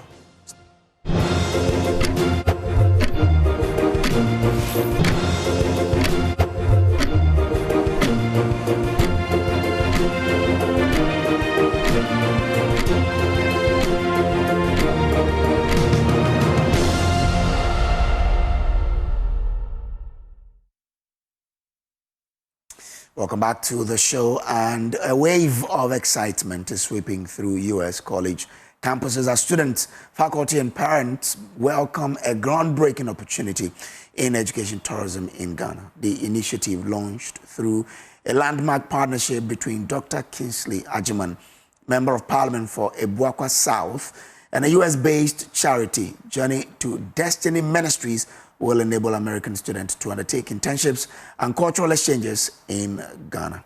Speaking to journeys to Joy News in Tennessee, students say Ghana offers a unique chance not only to gain knowledge and deliver community service, but also to connect with their historical roots. We are excited about this partnership because, of course, what it does for our students is it gives them global perspective, which is a very important aspect of our pillars that we try to instill in our students. So when we talk about internships, when we talk about opportunities for cultural exposures, this opportunity seems to be most befitting, not only for our friends in Ghana, but also for our students here at LOC. So we're just appreciative to Ms. Felicia Foster for ensuring that HBCUs are at the forefront, and in particular that Lemoyne College is at the forefront of this conversation. I am so excited about this experience. I have never been out of the country before, and I plan on going. I want to see like historical places. I want to try different foods, so different foods that I haven't tried before. Learn new languages. The program that is about to take place is going to be a program that's going to enhance the experience for students. That hands-on experience that we've been looking for with LOC students, it's here now. And I couldn't be more excited for what God is doing, but what also is happening and taking place right here in our special LOC. I would say that this is a great opportunity for us to get back and connect to our roots, because a lot of us don't know where we originated from. And so to be able to go to Ghana from here and to kind of connect and know what's this, what's that, like where you from, because most people are lost because they don't know who they are from. And so I believe that this would be good for the college here, especially for Black students to go and know where our roots are. This initiative is one outstanding opportunity. As a matter of fact, everything about what we're doing to impact our youth is going to be historic. I have my granddaughter who's actually a freshman here at Lemoyne College, and I've already encouraged her. We're going to get the passport, and she's going to be one of those applicants that actually signs up. Well, let's do more on this development. And joining us on Zoom all the way from the US is the MP for Ebuakwa South constituency, Dr. Kingsley Agyemang. Grateful to you, sir, for joining us. Now, congrats for this achievement, which is a huge one. Now, first of all, what is this whole Ghana-US internship initiative about? Thank you very much, my brother. A very good morning to all your cherished viewers globally. This is a very interesting and exciting time in the history of our country, where we are using education and cultural diplomacy to bring students from historically Black colleges and universities, numbering over about 200 in the United States. So the cultural perspective is that they'll have an opportunity to be immersed into our system. I've always maintained that the Elmina Castle was the first slave point from West Africa.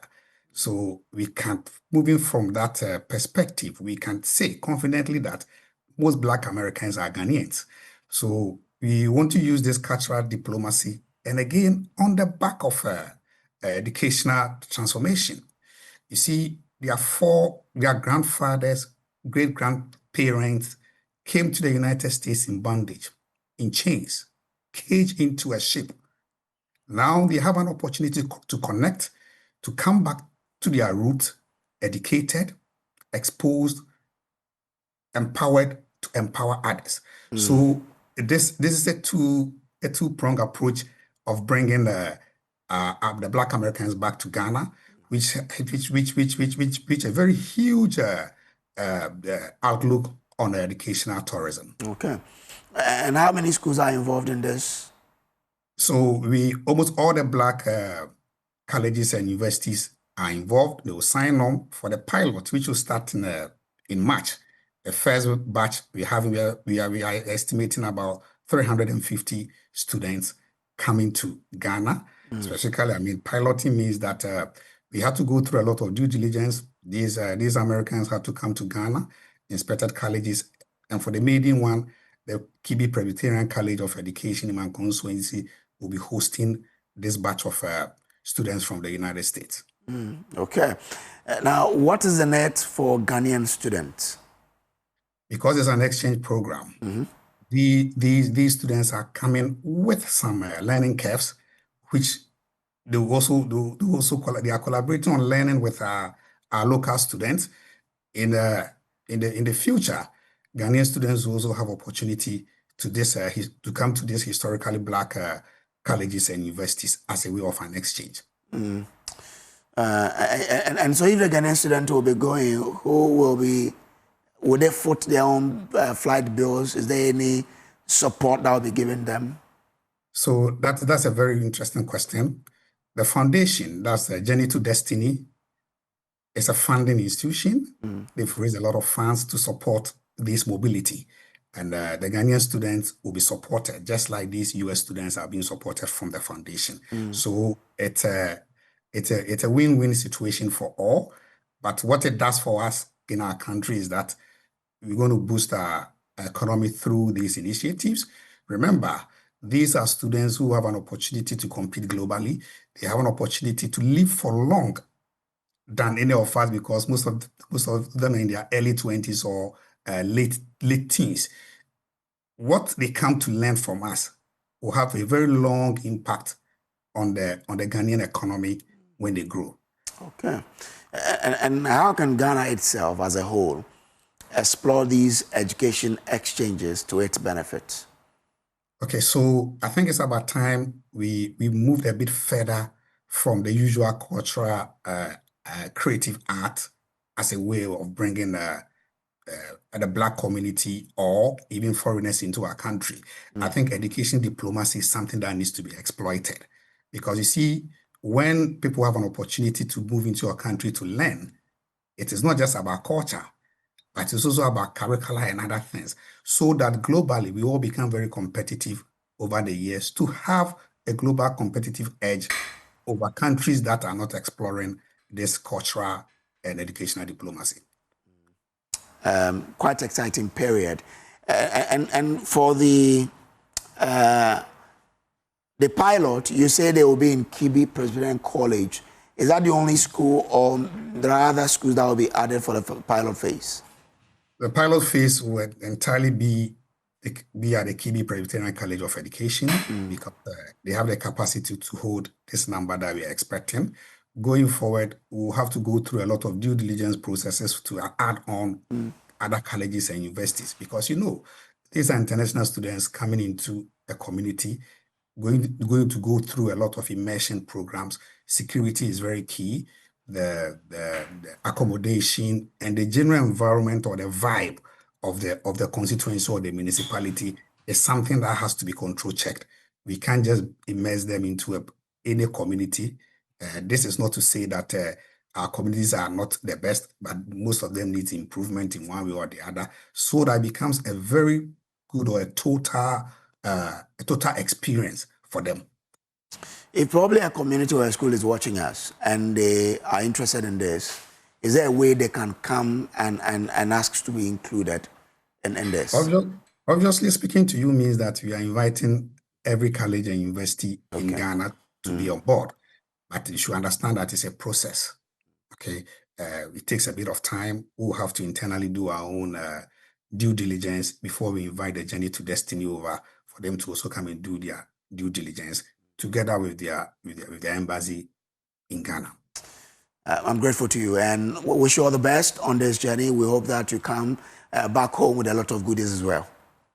Thank you very much, my brother. Okay. The MP for Ebuaka South, Daya Kingsley Ajiman, doctor, speaking to us all the way from Tennessee in the United States of America. We'll take a break here on the show, and then we'll bring you your favorite e-corner with Noella Carrion Yale, who's poised to get to you or give you everything you need to know from entertainment.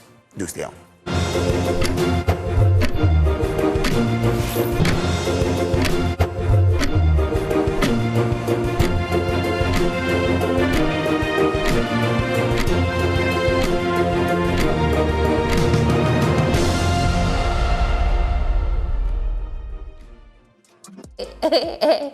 All right, you're welcome back to the AM show. Of course, it's now time for your favorite segment on the show, E-Corner. Shouts to Kojo Brace.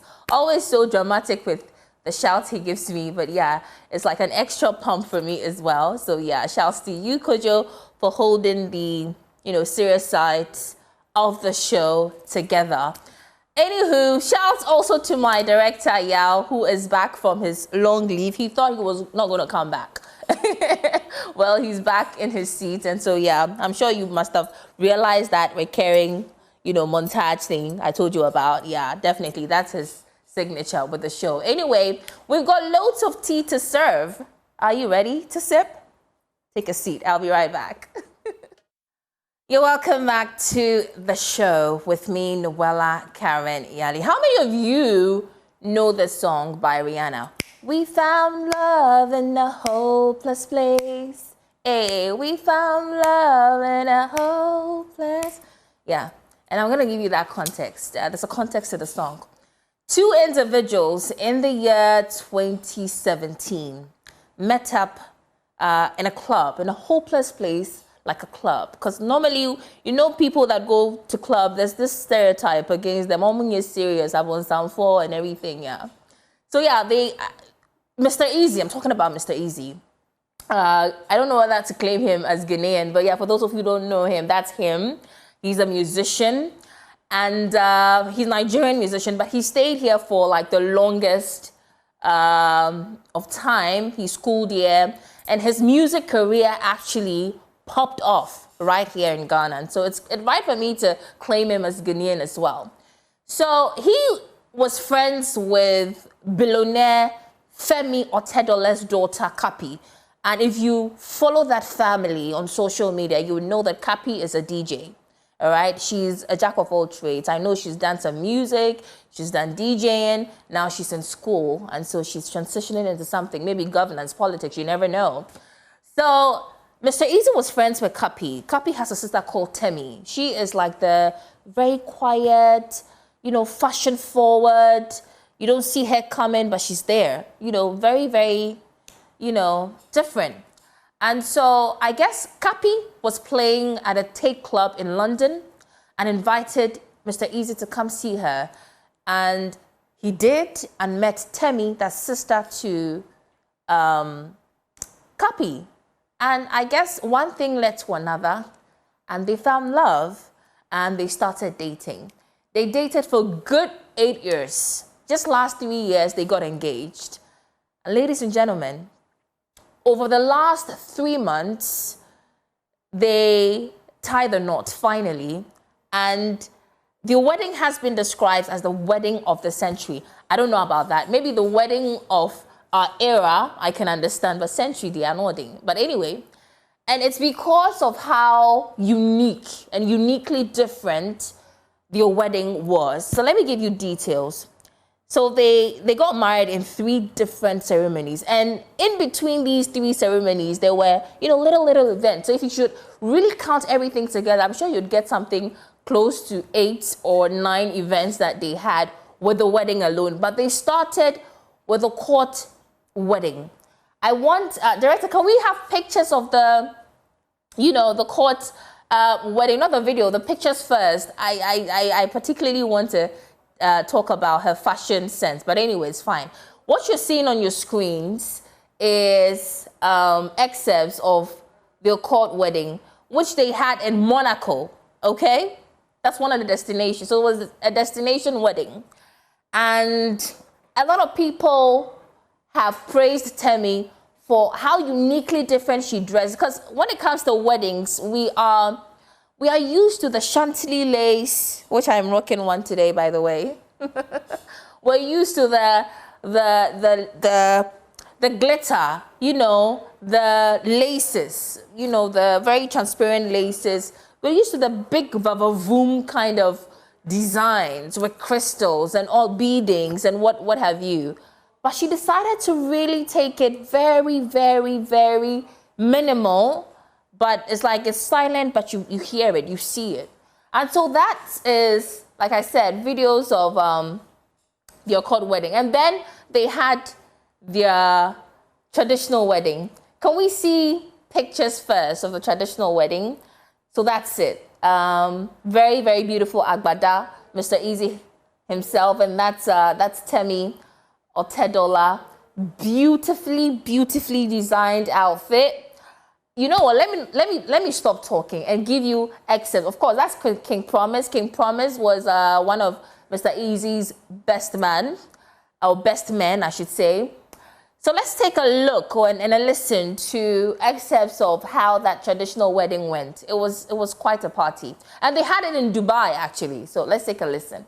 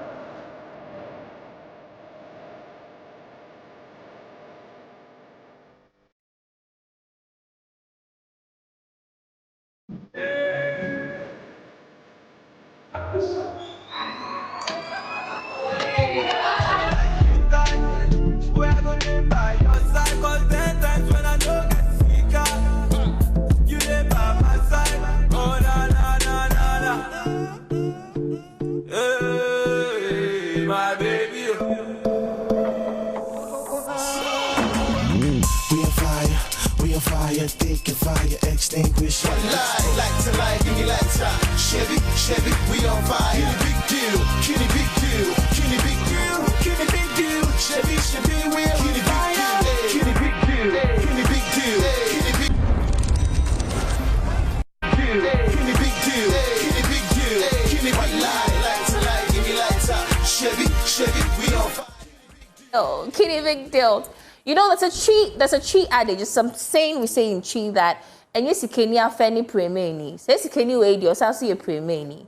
If you know, you know. Because listen, it's the intention behind, you know, her clothes, the videography, the photography, and the photographer who actually shot for them, Jose Silva, is actually a very known celebrity photographer, and you can tell that they aim to be artistic with your photos. But that's not all. Like I said, this wedding, traditional wedding, happened in the family home of the Otedolas in Dubai. And I'm actually just learning, well, from the speech her dad gave, which I'm going to play for you. The man decided to buy 2 homes because of this wedding. Actually, the budget for this wedding was a whooping 14 million United States dollars. I know you. That paid that. $14 million splashed on 3 weddings. Anyway, let's now take a look at the white wedding. So the white wedding happened in Iceland. There's a backstory. So apparently they visited Iceland one day, and both of them loved the country, they loved the culture, and so they told themselves, listen, one day when we have our wedding, it's going to be in Iceland. And that's exactly what they did. They got married, the white version in Iceland. Let's take a listen. It's a short clip, but yeah, let's take a listen. I will always love you how I do. Let go of a prayer for you. I will always love you how I do. Let go of a prayer for you. Beautiful. Wish the camera could pan so you see what Kojo is doing here. I don't know. But anyway, so that's the white wedding that happened in Iceland. Beautiful, beautiful, beautiful series of events. Look, congratulations to them. But I'm going to tell you what my highlights from this wedding is, one is the fashion. And I follow Temi a lot because she's a very fashion-forward person, very high fashion-forward person. And so the fashion, number two, the intention. So, for instance, Republic Bar is, a very public, bar in Osu. And it is Mr. Easy's favorite spot. Not only him and Temi. And so for their wedding, they decided to they decided to actually fly the Republic team to come and serve ginger shots, which is like their favorite drink at Republic. And I mean, there's a Vogue editorial that was written, and they gave shouts to Republic as well. And for me, that is a lot of loyalty, that is a lot of intention, a lot of coolness. Very, very cool to say that, oh, I love the ginger shots in Ghana, in a bar in Ghana, so I'm gonna fly them to my wedding. So they give that experience to my wedding attendees. I mean, that is super cool. Really, really cool. So anyway, congratulations to them. Another highlight too was the speech Temi's dad gave at the wedding, which has become very controversial because a lot of people found something wrong with a father telling her daughter to submit, basically, to her husband. And they argue that, how do you take your child through all this mini quality education? How do you equip her to become this good of an entrepreneur, and you tell her you're married, so because you're married, succumb to your husband? And I don't find anything wrong with that, personally. I don't know why anybody would find anything wrong with a Christian wedding. They're Christians, and if you're a Christian, the Bible says submit to your head, and your husband is your head. Anyway, enough of the talking. Let's take a look. I'll play a little bit of that speech Femi Otedola gave at his daughter's wedding. 2017, precisely about 8 years ago, Temi said she wanted to introduce me to Tosin. Said, no problem, bring him. So he came, I saw his dreadlocks. I looked at him and I said, well, but something struck me that day. They call me the prophet, so I have that very strong intuition. Something struck me that I say, this is Temi's husband. 8 years after, the dream has come true. Congratulations. Temi, what I have in common with Temi is very spiritual. Extremely spiritual. Spiritual bond. This wedding, I can tell you for nothing. As well, they call me a prophet is blessed. I always go to Dubai. So this is the December 2.5 years ago. Temi called me. Papa, what are you doing? I said, Papa, let's go to Dubai. So we got on the plane. We got to Dubai. There's this guy that has been showing me properties in Dubai for the last 15 years. I never bought. I go to Emirates, so I must have looked at least, I'm not exaggerating, at least 70 properties. I never bought any. So I now called up the guy when Dubai, like sightseeing. Let's see what's in the market. So we go to Dubai Hills. So we saw this beautiful house where we had the engagement. And Temi said to me, Papa, I can have an engagement ceremony in this house. Why didn't you buy it? That's what she said. She doesn't talk much, but very deep. Yeah. So I got home. I slept over it. I said, I'm going to spend all this money on this house? Something else struck me that, come on, Femi, you know what? Money you don't spend is not yours. Life is for the living. So I called up the agent. I said, okay, I'll buy the house. So I bought it. 8 months ago, on the same street, the agent called me again that there was another house they just completed. I wanted to look at it. I said, why not? So when I looked at it, it's a beautiful house, but I have a house, of course. Then Temi came to visit me. Again, I said, Temi, there's one house. Let's go look at it. I like looking at houses with Temi and copy and so. Temi said, Papa, this house would be nice for our after party. I said, you're very unserious. Anyway, to make our peace, I bought it on the same streets. So we had the after party there. Timmy, I wish you all the best in your future endeavors. You found a great guy, very great guy, blessed guy. He's come from a very decent family. One thing I'll advise you, Timmy, is you have to succumb to the whims and caprices of your husband. Okay? He's your husband, he's your boss. There's no more dad, you don't call me up. So, one thing I like about both of you and I've observed is you're truly in love with each other. Truly, truly in love with each other. Timmy is an entrepreneur. Tosi is an entrepreneur. So you match each other. This is made in heaven. For Tosi, you're going to go places. I've seen the entrepreneurial skill in you. When we were much younger, we think we used to hustle, but not like your generation. Yeah, hustlers, real hustlers. And it's always paid off. Continue to love Timmy. When you have issues, problems, just keep it within yourself. Never call any friend, I have this problem. Just keep it within your walls. And God will bless you and bless your marriage. I thank you all, and I wish you safe travels back to where various places you've come from. God bless you all. I love you all. Thank you.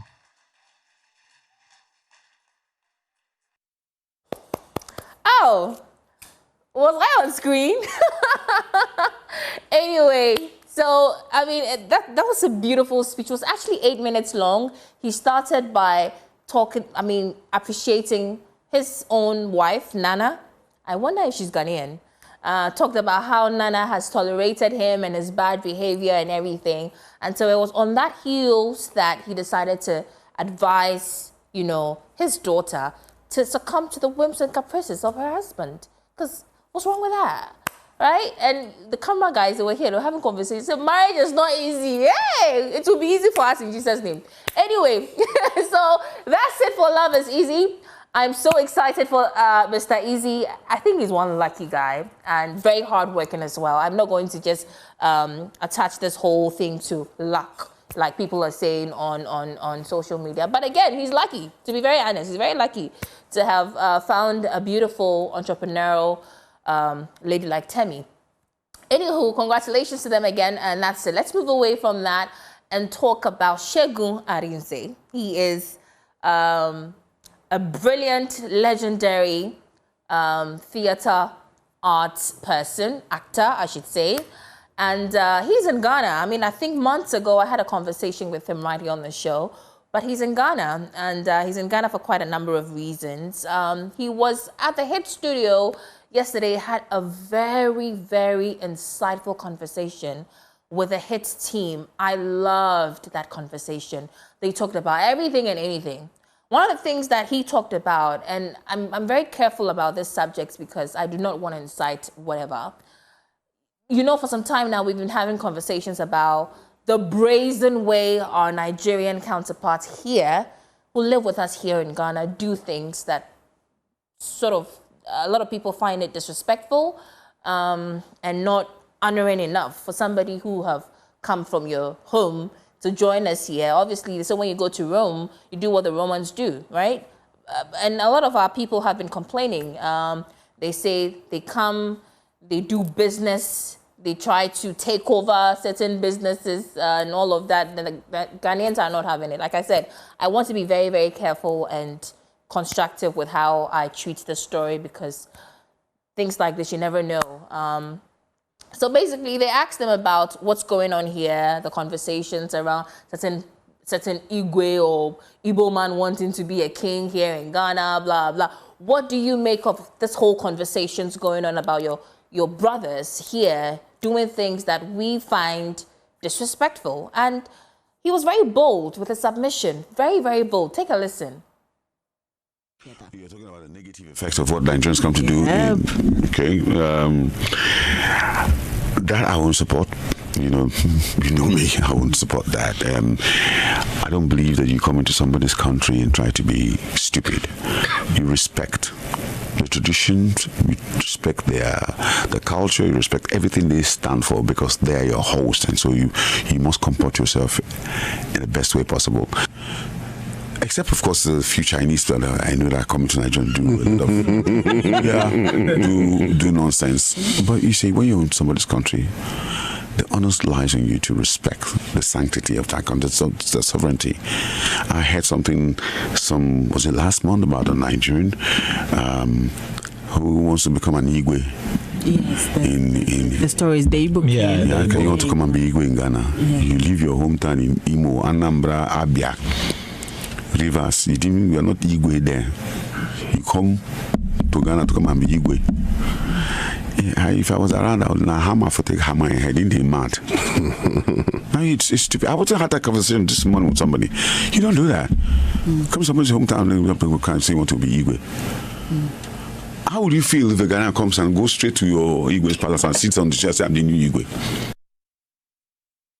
That was the brilliant Segun Arinze. Very, very bold with the submission. Says, you know what, my brothers and sisters, Nigerian brothers and sisters, if you go to Rome, you do what the Romans do. Please respect and give honor to your host. You cannot come here and do whatever you want to do when we cannot go to your home and do whatever we want to do. We have to respect your laws, respect ours as well, simply put. Anywho, this is not connected, but it's something I found interesting. And Andrew Adote, who is one of our brilliant stage actors, he told a story of how Uncle Ebo White, who is a veteran, brilliant as well, playwright, turned a situation that was aimed to be bad. He turned it around for the good with theatre. Take a listen. We're in the last scene, Act 3 of the play, and Uncle Ebo was sitting in the audience. Yeah. And then we were on stage, and then a character whose appearance signals the end of the play came 5 pages earlier. And he entered the stage and he wasn't aware of what he had done. So he was performing, and so that means we had skipped 5 pages and his lines were taking us to the end of the play and nothing had been resolved. So Uncle Ebo got up from the audience and ran to the backstage and started rewriting the play as we were performing it. So you call an actor and say, hey, you go on stage, call Andrew, tell Andrew to come. So the person will come on stage and say, Mr. I think you are wanted, blah, blah, blah. Then I'll go backstage and Uncle Ebo will say, hey, listen, when you go, say this and this and this and this and this, and tell this person to come. So that it fits. Yeah. So, and the audience was having a good time, and we were panicking. They don't know your script. Yes. So I go on stage, I say this, and I'll say this person. Go and see this person backstage. Then, so we did that, and that is how we corrected the error and finished the play as we should. All right, so that's Andrew. Beautiful experience there. Anyway, I wish I could keep talking, but I can't because my Macy is literally on my neck. And so let me give a shout to the Digital Asset Summit Africa, which is happening at the Kofi Annan ICT Center. It's happening on 29th, 30th September 2025. And one of the speakers is John Iwa, CEO of the Ghana Association of Banks. You want to be a part of that conversation, okay? My name is Noella Karani Ali. Hopefully Friday I'll be right here bringing you another series of teas for you to taste, right? All right, have a good weekend. Mwah, mwah, mwah, mwah, mwah.